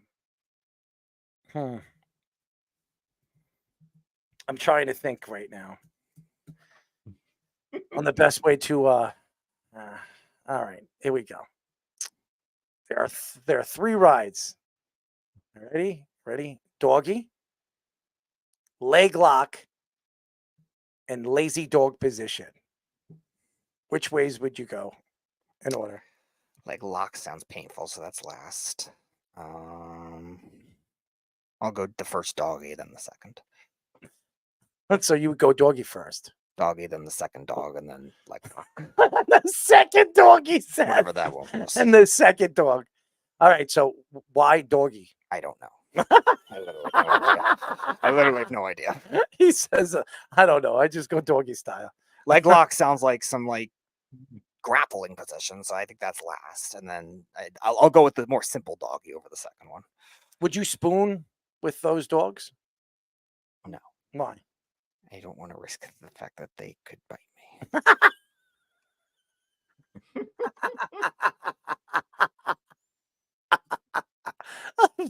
I'm sorry. I don't want to affect they could bite me.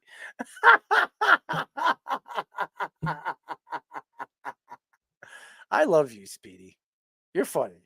Yeah, the animation one is returned fish. I like it. You like that? Well, it's the first All time. right, show us the first time the listeners have seen the animation. Show the finger. Show us the finger. No, Wes isn't here. That's only for Wes. Give us the shocker. No, that's only for Wes. So you're gonna give him a shocker? If he comes on Thursday, I will do it for him. Yes. So you would do the shocker on him. I will show him the shocker if No, he no, comes you- on for would you Let's do the Parlay sh- on Thursday. Would you do the If I saw him in person, yes. So you would do the shocker on him. I will do that gesture, yes. So there you go. If I saw Wes in person, because he did invite me to Wichita for Wichita So you would State do the game, shocker. Whenever that does end up happening, yes, I will do the shocker. You would give him the shocker. I will do the shocker. You would give him the shocker. Just say. What does that mean? You would give him the You shocker. should just say do. It's No, not. no. It's giving him. You're giving. I'm not. It's a symbol. It's a symbol, all right. So you got to give him the shocker. Or whatever. All right. Before your head starts spinning anymore. So you will give him the shocker. All right. Yeah. Move on. Okay. All right. Final question of the night. You ready? Okay. If you were sitting in the room with James Dolan right now as we speak, okay, you and James, you were hanging out. James told you, like, listen, we're going to keep this on the low down. I'm very attracted to you. And I want you to help me decide who I'm going to fire and who I'm not going to fire. But first, you got to show me your balls.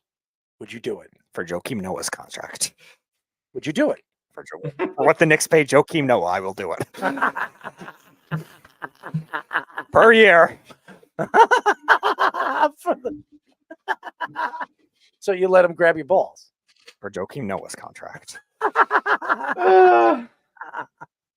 Well, James, if you're listening to the show, Speedy will let you grab his balls if you give him Joakim Noah's contract.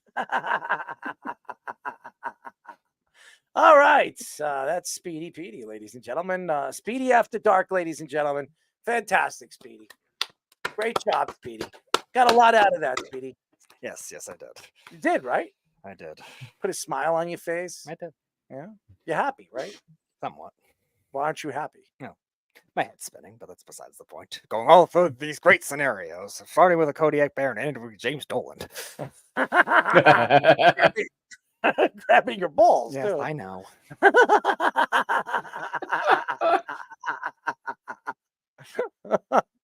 Wow, what a connection right there. The Zodiac Bear and James Dolan.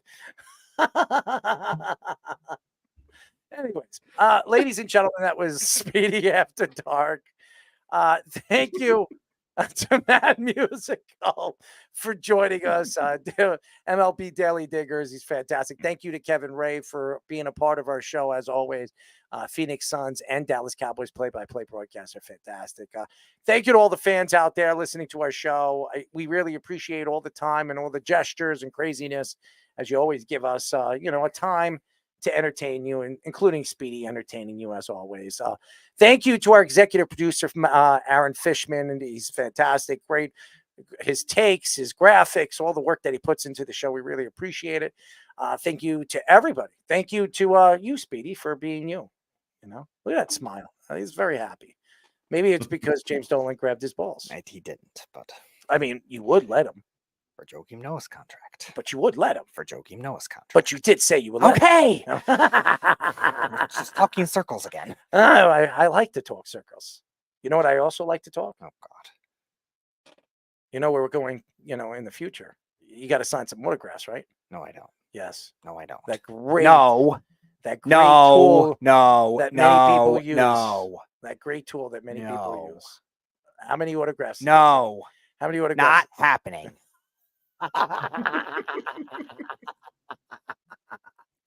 We're going to do it in Walmart. No. Kmart closed because of you. Kmart closed because of you. No, they didn't. Yeah, you were signing autographs in there. I haven't been in Kmart in like 15 years. That's right. They kicked you out of it.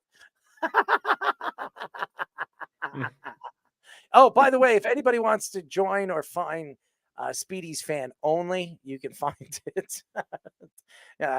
We're promoting it right now on the screen. So if you want to find Speedy's fans only, Speedy, you got a couple of fans, I'm worried about who those people are.